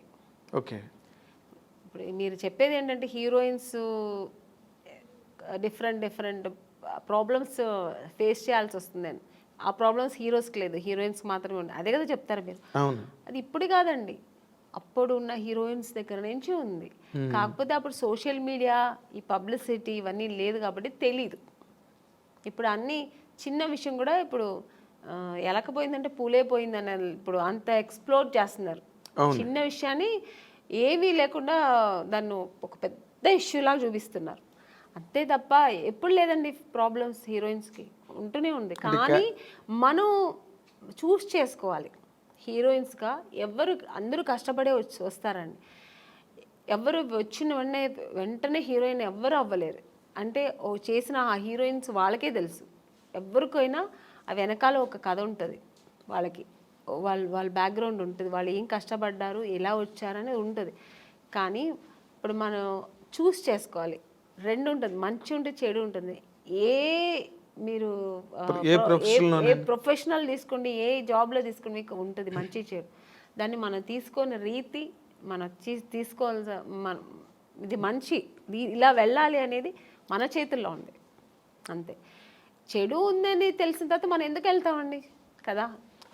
మీరు ఎప్పుడు అట్లాంటి ఎవరు మీ జనరేషన్ చెప్పాను కదా, ఫేస్ చేశాను నేను కూడా. తెలుగు మనం తమిళ్లో చాలా ఫేస్ చేశాను నేను కూడా. అవునండి, ఇప్పుడు పెద్ద డైరెక్టర్స్ పెద్ద కంపెనీల్లో లేదు అలాంటి నాకు తెలిసి. కొన్ని కొత్త కంపెనీస్ వస్తాయి, కొత్త వాళ్ళు వస్తారు, సడన్గా ఆఫీస్ వేసుకుని హీరో. మనకేం తెలుసు వాళ్ళు కొత్త ఏదో హీరోయిన్స్ ఛాన్స్ అంట, మనం వెళ్తాము, పిలుస్తారు, మేనేజర్ పిలుస్తారు, వెళ్తాం. ఓకే అండి, 2 పీసెస్ వేయాలండి, మీకు ఇక్కడ స్ట్రెచ్ మార్క్ లా ఉంటుంది కదా, అలా ఏమైనా ఉందంటే, నాకెళ్ళి ఎందుకు ఉంటుందండి స్ట్రెచ్ మార్క్, నాకు లేదండి అంటే, లేదు ఒకసారి చూపిస్తే బాగుంటుంది. ఎలా చూపిస్తారండి? పక్కన ఇప్పుడు ఒక మదరు మా బ్రదరు ఉంటారు, వాళ్ళ ముందు ఇది చూపించండి, ఎలా ఇలాంటివి జరుగుతాయండి. అది ఎలా చూపిస్తారు? అది వాళ్ళు అర్థం చేసుకుంటా కావాలని చేస్తారా, లేదు పర్టికులర్గా దీనికోసమే ఆఫీస్ వేసుకొని కూర్చుంటారా మనకు తెలియదు. అప్పుడు అర్థమైపోతుంది వీళ్ళు సినిమా తీస్తారా లేదు దీనికోసం వచ్చారా. మనకు ఎక్స్పీరియన్స్ కదా. ఇప్పుడు ఒక 4-5 కంపెనీ వెళ్తే ఇప్పుడు అక్కడ ఎలా జరిగింది. ఇప్పుడు ఒక పెద్ద కంపెనీకి వెళ్తే వాళ్ళు ఏం అడుగుతారు, కొంచెం డ్యాన్స్ చేసి చూపించమ్మా, ఒక యాక్టింగ్ చూపించు, ఎమోషనల్గా చేయి, ఇప్పుడు ఒక హీరోయిన్తో మాట్లాడాలి, ఈ డైలాగ్ ఇస్తారు, ఇది ఎలా మాట్లాడతావు, ఇలా అడుగుతారు. అది మనకు సినిమాకు సంబంధించింది మాత్రమే వాళ్ళు అడుగుతారు. స్ట్రెచ్ మార్క్ చూడాలి, మీకు ఇక్కడ ఏమైనా బ్లాక్ ఉంటుందా, మొన్న ఒక హీరోయిన్ అలాగ వచ్చారు, మేము చూడకుండా వేసుకున్నాము, చూసిన తర్వాత స్పాట్లో చూసాము, మీరు కొంచెం బట్టలు ఇప్పి చూపించండి. ఇలాంటివి కొన్ని కొత్త వాళ్ళు ఉంటారండి. ఇలాంటి వేషాలు వాళ్ళు దీనికోసం వస్తారా లేదు సినిమా తీయడానికి తెలిసిపోతుంది మనకు. అప్పుడు అర్థమవుతుంది. అప్పుడు లేదు సార్, ఐఎమ్ సారీ, నేను అలా అంతా చేయలేను, నాకు స్విమ్మింగ్ నాకు అసలే తెలియదు, నేను అలాంటి క్యారెక్టర్ కూడా నాకు వద్దని చెప్పి లేచి రావడం అంతే మన పద్ధతి. ఓకే చూపిస్తాను అనేది అది వాళ్ళ ఇష్టం అండి. అది ఎవరిని మేము తప్పు అనట్లేదు. వాళ్ళకి ఇష్టపడి ఓకే నేను దేనికైనా ఓకే నేను చూపిస్తాను అనేది వాళ్ళ మనసు దాన్ని బట్టి ఉంటుంది. నేనైతే మైండ్ సెట్ బట్టి నేనేమంటాను, లేదు సార్ నాకు అది తెలియదని నేనైతే అలా చేయించాను. మీకు అంత ఇది ఉంటే నన్ను హీరోయిన్గా వేసుకోండి, నేను మీకు 2 పీస్ ఐఎమ్ రెడీ, నేను వచ్చి నేను స్విమ్ సూట్ వేసుకుంటా, కానీ ఇక్కడ బట్టలు ఇప్పి చూపించడం అయితే నేను కుదరదని లేచి వచ్చిన ఎన్నో సన్నివేశాలు నాకు జరిగింది. అలాంటి సిచ్యుయేషన్స్ వచ్చాయి. అని చెక్ ఇచ్చి అడ్వాన్స్ ఇచ్చిన కంపెనీలు ఎన్నో ఉన్నాయండి. నాకు అడ్వాన్స్ తీసుకున్నా, ఇంటికి వచ్చిన తర్వాత next day phone, madam manager, అప్పుడు మీకు సెల్ ఫోన్ లేదు కదా, ఏదైనా డైరెక్ట్ లేదంటే ల్యాండ్లైన్ మేనేజర్ వచ్చి మాట్లాడు, మేడం ఇలాగా డైరెక్టర్ గారు అక్కడ ఫుల్ ఇది పెట్టుకున్నారు, ఒక స్టోరీ డిస్కషన్ పెట్టుకున్నారు, ఇట్లా ఒక బీచ్ దగ్గర ఇట్లా రమ్మంటున్నారు మిమ్మల్ని, ఫైనాన్షియర్ వస్తున్నారు చూడాలంట. ఫైనాన్సర్ నన్ను ఎందుకు చూడాలి, నాకు అర్థం కాదు. ఫైనాన్స్ ఇప్పుడు చూడాల్సిందే డైరెక్టర్ ప్రొడ్యూసర్ అయిపోయింది. ఇంకా ఎక్కువ అనుకుంటే హీరో చూడాలా, ఓకే హీరో గారు చూడాలి ఎలా ఉంటుంది, నా పక్కనే ఎలా చేస్తుంది హీరోయిన్ ఒక అమ్మాయి ఎలా ఉంటుందో చూడటం, ఇది పద్ధతి. ఫైనాన్సర్ ఎందుకు చూడాలి నన్ను అనవసరంగా, నాకు అర్థం కాదు. కొన్ని రోజుల తర్వాత అర్థమయ్యేది, ఓ ఇంకోటి నాకు ఎక్కడ అర్థమయ్యేదంటే, మమ్మీ వద్దండి మీరు మాత్రం వస్తే చాలంటేనే అర్థమైపోయేది. కారు తీసుకొచ్చారు, ఐఎమ్ సారీ అని నేను రాను. ముందు మన అమ్మగారు అసలే పంపరు, ఒంటరిగా అంటే మా అమ్మ పంపించేది కదండి. లేదండి మా అమ్మాయిని అయితే ఒంటరిగా పంపాము. మా అమ్మ ఒక్కటే అన్నదండి, సినిమా హీరోయిన్ అవ్వాలా అనుకున్నావు, నాన్నగారి దగ్గర పర్మిషన్ తీసుకుని వచ్చాము, లేదు అప్పుడు ట్రై చేస్తున్నాం, అప్పుడు ట్రై చేసే టైంలో ఓకే దొరికితే చేద్దాం, లేదంటే ఉంది మనకు బెంగళూరులో మాకు ఇల్లు ఉంది, హ్యాపీగా అక్కడ వెళ్ళి జాబ్ చేసుకో, లేదు చదువు పెళ్లి చేస్తానో చేస్తా, ఇన్ని ఆప్షన్ ఉన్నప్పుడు మనకు అనవసరం. నువ్వు హీరోయిన్ అవ్వాలా, మనం దానికోసం కష్టపడతాం, ఇంకా అడ్డతోవలు తొక్కనక్కర్లేదు, అది మనకు అనవసరం. అలా నేను అలాగే ట్రావెల్ అయ్యానండి. నాకు అలాగే ఒక మంచి కంపెనీ, మంచి డైరెక్టర్స్, హెల్దీ పీపుల్స్తో హెల్దీ, అదే దేవుడు మీ మరో విన్నాడు, తప్పు నాది 100% కీర్తనల్ని బాగా ఆస్వాదించాడు. ఒక్కొక్క కంపెనీ వెళ్ళొచ్చిన వెంటనే నేను ఫస్ట్ దేవుడా నాకు రేపు ఈ కంపెనీ రేపు నేను హీరోయిన్ అయిపోవాలి, సెలెక్ట్ అయిపోవాలి, ఇలాగే వేడుకునేదాన్ని. అదే కాకపోతే ఇప్పుడు మీరు ఒకటి గమనించాలి, మీరు అన్నారు ఇందాక సావిత్రి గారి దగ్గర నుంచి ఉన్నాయండి ఇలాంటి ఇండస్ట్రీలోని అని.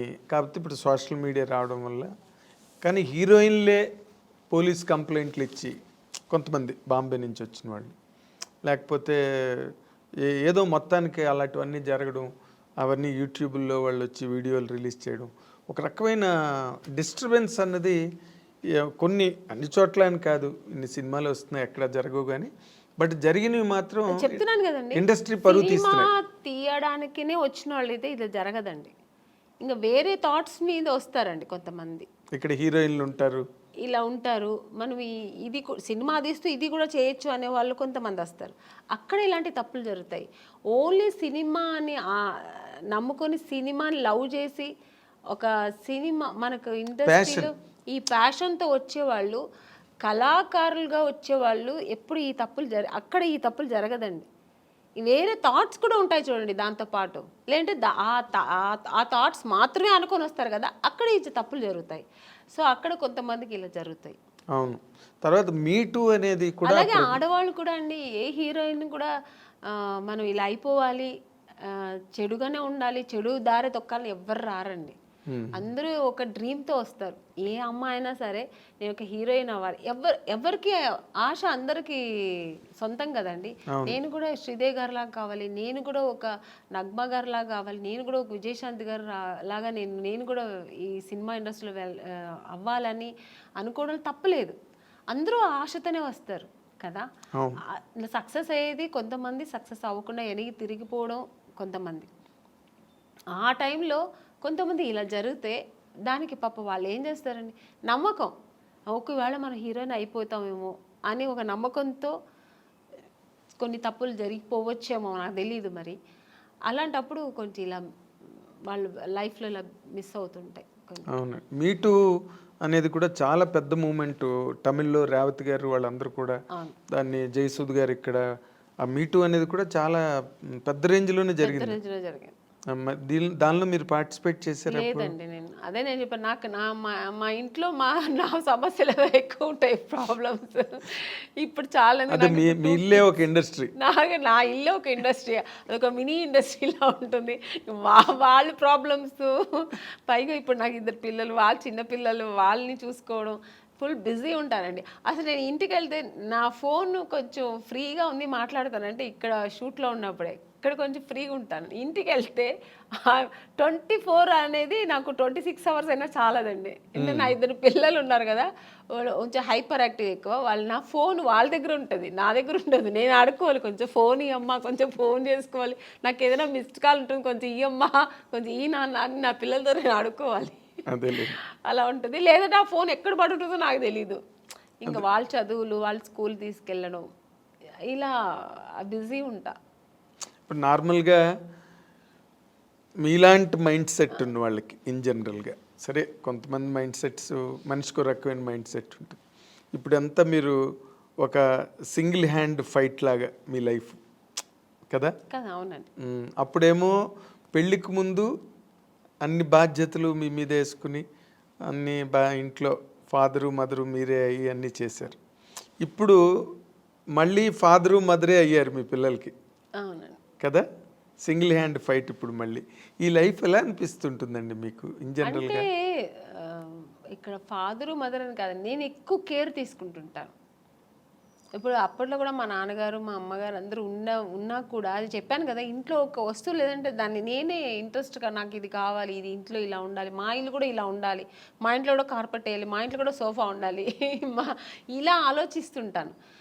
వాళ్ళ ఇంట్లో ఉంటే మనకెత్తుకు, మేము ఇలాగే ఉంటాం అని ఉండదు నాకు. ఒక ఇంట్లో చూసానంటే ఆ కెపాసిటీ మనం కూడా ఎందుకు కొనలేమా, కొనొచ్చు కదా అని ఆ మైండ్ సెట్ అలాగే లైఫ్లో కూడా వచ్చింది. ఇప్పుడు మన పిల్లలు, ఆ అమ్మాయి స్విమ్ చేస్తారు, ఎందుకు మా సిస్టర్ కూడా నేర్చుకుంటుంది, నేర్చుకుని అలాగే ఇప్పుడు మా పిల్లలు కూడా. సో అందుకని అమ్మా నాన్న వాళ్ళకి ఉన్నా కూడా వాళ్ళు చెయ్యనేది నేను చేస్తాను. అలాగే ఇప్పుడు కూడా అంతే, మా పిల్లలు కూడా నేను ఎక్కువ ఇంట్రెస్ట్ చేస్తాను. ఇప్పుడు కూడా మా పిల్లల అదర్ యాక్టివిటీస్ అంటే నేనే వెళ్తుంటాను, నేర్చుకోమంటుంటాను. మా పిల్లలు, మమ్మీ నీకు వేరే పనే ఉండదా మమ్మీ, ఎప్పుడు ఇంటికి వస్తే ఇది చేయి అది చేయని ఎప్పుడు శాసిస్తూనే ఉంటావా, స్విమ్మింగ్ వెళ్ళమంటావు, దీనికి నాకు రెస్టే ఇవ్వవా మమ్మీ అంటుంది మా అమ్మ. ఇప్పుడు ఇంకా దానికి ఎంత 7 years, అసలు రెస్టే ఇవ్వవా మమ్మీ, నువ్వు ఎప్పుడు బిజీగానే ఉండాలా, మేము కొంచెం రిలాక్స్ అని ఇవ్వ మేడం మమ్మీ అంటది. అండ్ ఇప్పుడు ఈ జనరేషన్ పిల్లలకి టార్గెట్స్ ఎక్కువైపోయి, వాళ్ళు మన టైంలో చదువులు వేరు. ఇప్పుడు మా సిస్టర్ అంతా అసలు భయపడేవారండి, నాకు మాట్లాడేవారు కాదు, నేను ఏం చెప్తే వినేవారు అనమాట. 5 o'clock లేవా, ఓకే అమ్మ అక్క లేస్తున్నాను అక్క, అంతే. ఇప్పుడు పిల్లలు కొంచెం ఆర్గ్యుమెంట్ చేస్తారు, ఏంటి మమ్మీ పొద్దునే నీ గోలా, ఎందుకు ఇంత తొందర లేపుతాను, నేను నిద్రపోని మమ్మీ, నాకు I have to sleep mummy అంటది మా అమ్మాయి. అదేలేండి. కానీ నేను ఇంకొక చాలా డెలికేట్ ఇష్యూ అండి, బట్ ఈ తరం హీరోయిన్లకి కొంతమందికి మీలాంటి ఒక సీనియర్ యాక్ట్రెస్ చెప్పే మాటలు వాళ్ళకి హెల్ప్ కావచ్చు. ఒక్కొక్కసారి ఒక ఇంటర్వ్యూలో మాటలు విన్నప్పుడు మీరు ఇంత ఒక డొమెస్టిక్ మైండ్ సెట్, ఒక హౌస్ వైఫ్కి ఏం కావాలో ఆ అవసరమైన ఆ మానసిక పరిణితనండి, పరిపక్వతనండి, అన్ని వైపుల నుంచి అన్ని జాగ్రత్తగా సంరక్షించుకుంటూ వచ్చే ఒక లైఫ్ స్టైల్ మీది, మైండ్ సెట్. కానీ but where the mistake happened అండి మీ పర్సనల్ లైఫ్లో? నాకేం మిస్టేక్ ఏం జరగలేదండి. మిస్టేక్ ఏముంది, మిస్టేక్ అంటే ఇప్పుడు హీరోయిన్గా ఉన్నాను, కొన్ని అదే హీరోయిన్ అవ్వడానికి ఏం ఫేస్ చేయాలో చేశాను, హీరోయిన్ అయ్యాను. అంటే ఫేస్ చేశానంటే ఎక్స్పీరియన్స్ అయింది తప్ప, ఇలా ఉండాలి, ఓకే ఇది నెగటివ్స్ లేదు, ఇలా ఓకే ఇది ఉందా, నెగటివ్ ఉందా మనకొద్దు, ఓకే దూరంగా ఉందాం, ఓకే నెక్స్ట్ మంచి జరిగింది, హీరోయిన్ అయ్యాను. పెద్ద డైరెక్టర్ గంగేమ్రన్ గారు, ఇక్కడ తెలుగులో ఈవి సత్యనారాయణ గారు, చేశాను. ఓకే ఐ లక్, దేవుడు గాడ్ గ్రేస్. అలాగే ఇంకా మ్యారేజ్ లైఫ్లో కూడా ఒక మ్యారేజ్ చేసుకున్నాను, నాకేం పెద్ద టెన్షన్స్ లేదు, నేను అనుకున్నట్టే నేను ఎలా ఉండాలనుకున్నా అలాగే ఉంటున్నాను హ్యాపీగా. నాకు అక్కడ ఏం రిస్ట్రిక్షన్స్ లేదు, ఏ ఫోర్స్ లేదు. నేను ఎలా ఉండాలో అలా ఇంట్లో ఫ్రీ బర్డ్ నేను. కానీ చాలా విచిత్రమైన విషయం, అందరూ విచిత్రంగా ఆమన్ గారి విషయంలో ఫీల్ అయ్యేది, మీరు చాలా దైవభక్తురాలు, సంప్రదాయవాది, ఆ? అసలు 16 అణాల హిందూ అమ్మాయి, ముస్లిం పర్సన్ని ఎలా చేసుకోవడం అన్నది అసలు సంథింగ్.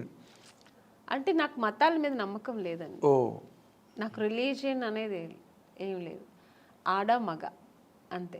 అంటే ఇప్పుడు నేను పెరుమాళ్ బాలాజీని ముక్తా అంటే అది నా ఇంట్రెస్ట్, నాకు అది ఇష్టం. అందుకని అల్లా ముక్తున్న తప్ప నేను అనట్లేదు, జీసస్ ముక్త తప్ప అనట్లేదు.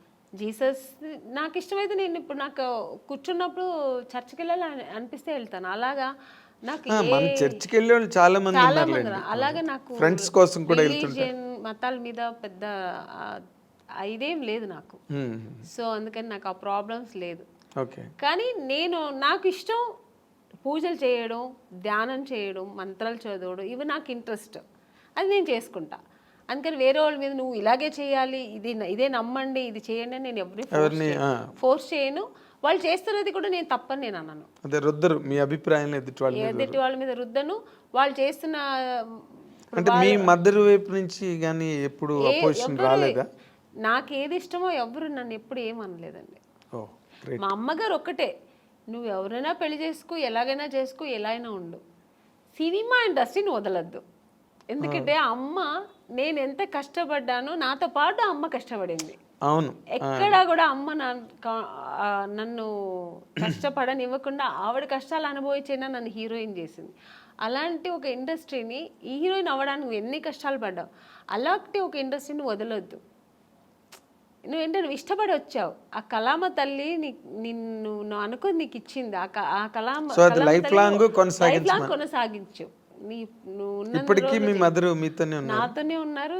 ఇప్పటికీ మీరు ఇంటికి ఎప్పుడైనా సడన్గా వెళ్తే కూడా నేను చెప్పట్లేదు, ఎప్పుడు సడన్గా వెళ్తే మా అమ్మ ఒక టీవీ ఉంటుందండి ఎప్పుడు. ఆవిడ ఇప్పుడు రిలాక్స్ అయిపోయింది కదా, ఎప్పుడు ఆ టీవీలో ఆమెని సినిమా, ఆమెని ఇంటర్వ్యూ, ఆమెని సాంగ్స్ ఇదే పోతుంటుంది అంతే. ఆవిడ అది నేను అంటే నీకేమైనా పిచ్చి పట్టిందమ్మా, ఎప్పుడు నాదే చూస్తున్నా, అసలు నాకు విని నాకు విసిగెత్తింది, వేరే ఏదైనా పెట్టమ్మా అంటే.